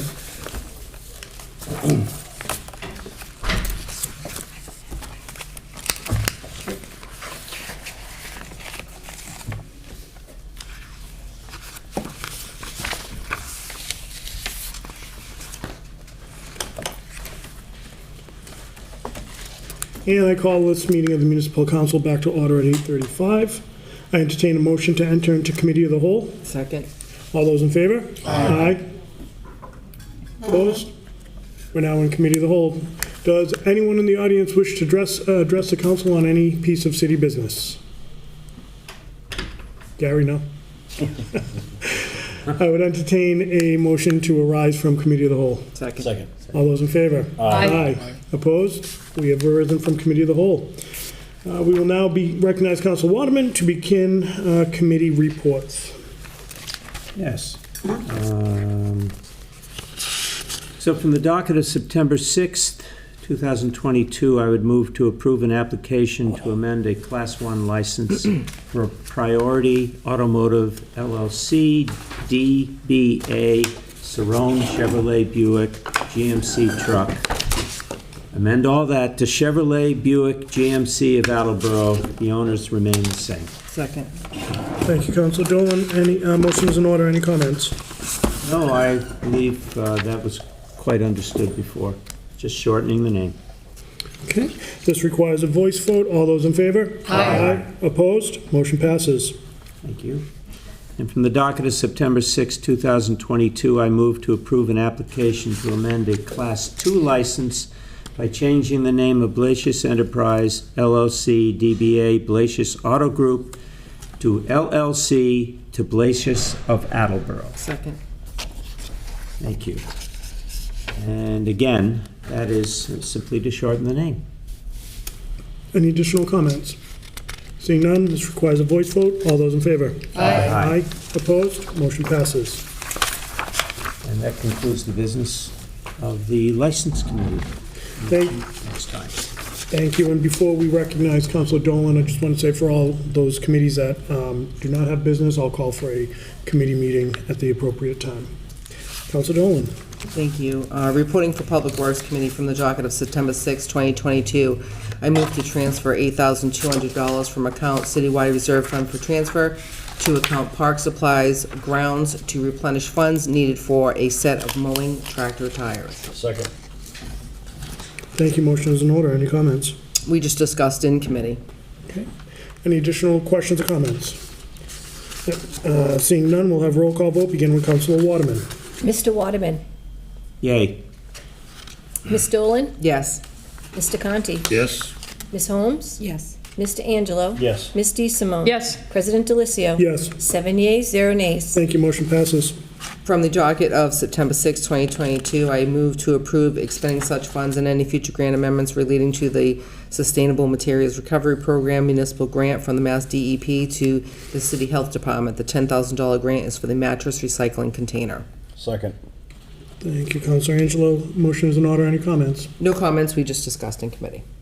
All right. This requires a roll call vote, beginning with Councilor DeSimone. Ms. DeSimone. Yes. Mr. Angelo. Yes. Ms. Holmes. Yes. Mr. Conti. Yes. Ms. Dolan. Yes. Mr. Waterman. Yes. President Delicio. Yes. 7 yeas, 0 nays. Thank you. Motion passes. From the docket of September 6, 2022, I move to rescind the following: $5,000 of debt authorized for the SA Valve Replacement Fund 3227 voted on February 6, 2021. This money is the issuance costs that were not needed. Second. Thank you, Councilor Angelo. Motion is in order. Any comments? No comments, we just discussed. Thank you. Any additional questions, comments, concerns? Seeing none, we'll have roll call vote, beginning with Councilor Waterman. Mr. Waterman. Yes. Ms. Dolan. Yes. Mr. Conti. Yes. Ms. Holmes. Yes. Mr. Angelo. Yes. Ms. DeSimone. Yes. President Delicio. Yes. 7 yeas, 0 nays. Thank you. Motion passes. From the docket of September 6, 2022, I move to rescind the following: $5,000 of debt authorized for the wastewater infiltration and inflow Project Fund 3226 on February 6, 2021. This money is the issuance costs that were not needed. Second. Thank you, Counselor Angelo. Counselor Dolan, motion's in order. Any comments? None. Any additional questions, comments, concerns? Seeing none, we'll have a roll call vote, beginning with Counselor DeSimone. Ms. DeSimone? Yes. Mr. Angelo? Yes. Ms. Holmes? Yes. Mr. Conti? Yes. Ms. Dolan? Yes. Mr. Waterman? Yes. President Delicio? Yes. 7 yeas, 0 nays. Thank you, motion passes. From the docket of September 6, 2022, I move to transfer $80,000 from Citywide Reserve Fund for Capital to account Protective Inspections Building Renovation to replace the handicap ramp and rearrange parking spots for the Kai Shang Building. Second. Thank you, Counselor Holmes. Motion is in order. Any comments? Nope, we had Bill speak just a few minutes ago. Okay. Any additional questions, comments, concerns? Seeing none, we'll have a roll call vote, beginning with Counselor Waterman. Mr. Waterman? Yes. Ms. Dolan? Yes. Mr. Conti? Yes. Ms. Holmes? Yes. Mr. Angelo? Yes. Ms. DeSimone? Yes. President Delicio? Yes. 7 yeas, 0 nays. Thank you, motion passes. That's all the business the Public Works Committee has, and we look forward to a committee meeting at the next appropriate time. Thank you. Counselor Conti. Thank you, Mr. President. I have two motions to bring before the council this evening. From the docket of September 6, 2022, I move to transfer $5,675 from the citywide reserve fund for transfer to the collector printing and reproduction due to increase in printing costs. Second. Thank you, Counselor Holmes. Counselor Conti, motion is in order. Any comments? No further comments. Additional comments, questions, concerns from the council? Seeing none, we'll have a roll call vote, beginning with Counselor DeSimone. Ms. DeSimone? Yes. Mr. Angelo? Yes. Ms. Holmes? Yes. Mr. Conti? Yes. Ms. Dolan? Yes. Mr. Waterman? Yes. President Delicio? Yes. 7 yeas, 0 nays. Thank you, motion passes. Thank you, Mr. President. From the docket of September 6, 2022, I move to transfer $3,300 from the citywide reserve fund for transfer to the citywide transfer to grants, and to further transfer $3,300 from the citywide transfer to grants to the COVID-19 CARES CVRF transfer from general fund to fund the ineligible expenses charged to the COVID-19 CARES CVRF fund. Second. Thank you, Counselor Holmes. Counselor Conti, motion is in order. Any comments? I have none. Additional questions, comments, concerns? Seeing none, we'll have a roll call vote, beginning with Counselor Waterman. Mr. Waterman? Yes. Ms. Dolan? Yes. Mr. Conti? Yes. Ms. Holmes? Yes. Mr. Angelo? Yes. Ms. DeSimone? Yes. President Delicio? Yes. 7 yeas, 0 nays. Thank you, motion passes. Thank you, Mr. President. That completes the business the Finance Committee has to bring before the council this evening. We look forward to a meeting at the next appropriate time. Thank you. We'll recognize Counselor Holmes. Thank you. Reporting from zoning and land use, I have one motion this evening from the docket of January 4th, 2021. I move to hold a joint public hearing with the planning board regarding the proposed amendment to Chapter 17 regarding accessory structures. The public hearing will be September 20th, 2022. Second. Thank you, Counselor Dolan. Motion's in order. Any comments? Seeing none, this requires a voice vote. All those in favor? Aye. Opposed? Motion passes. That's all the business this evening, and I'll call for a committee meeting at the next appropriate time. Thank you. Counselor Angelo. Thank you, President Delicio. Reporting for Personnel, Veterans, Human Services. From the docket of September 6, 2022, I entertain a motion to transfer $500 from account Veterans Aid to account Veterans Bills from previous years to pay FY22 Veterans Medical Bill. Second. Thank you, Counselor Holmes. Counselor Angelo, motion is in order. Any comments?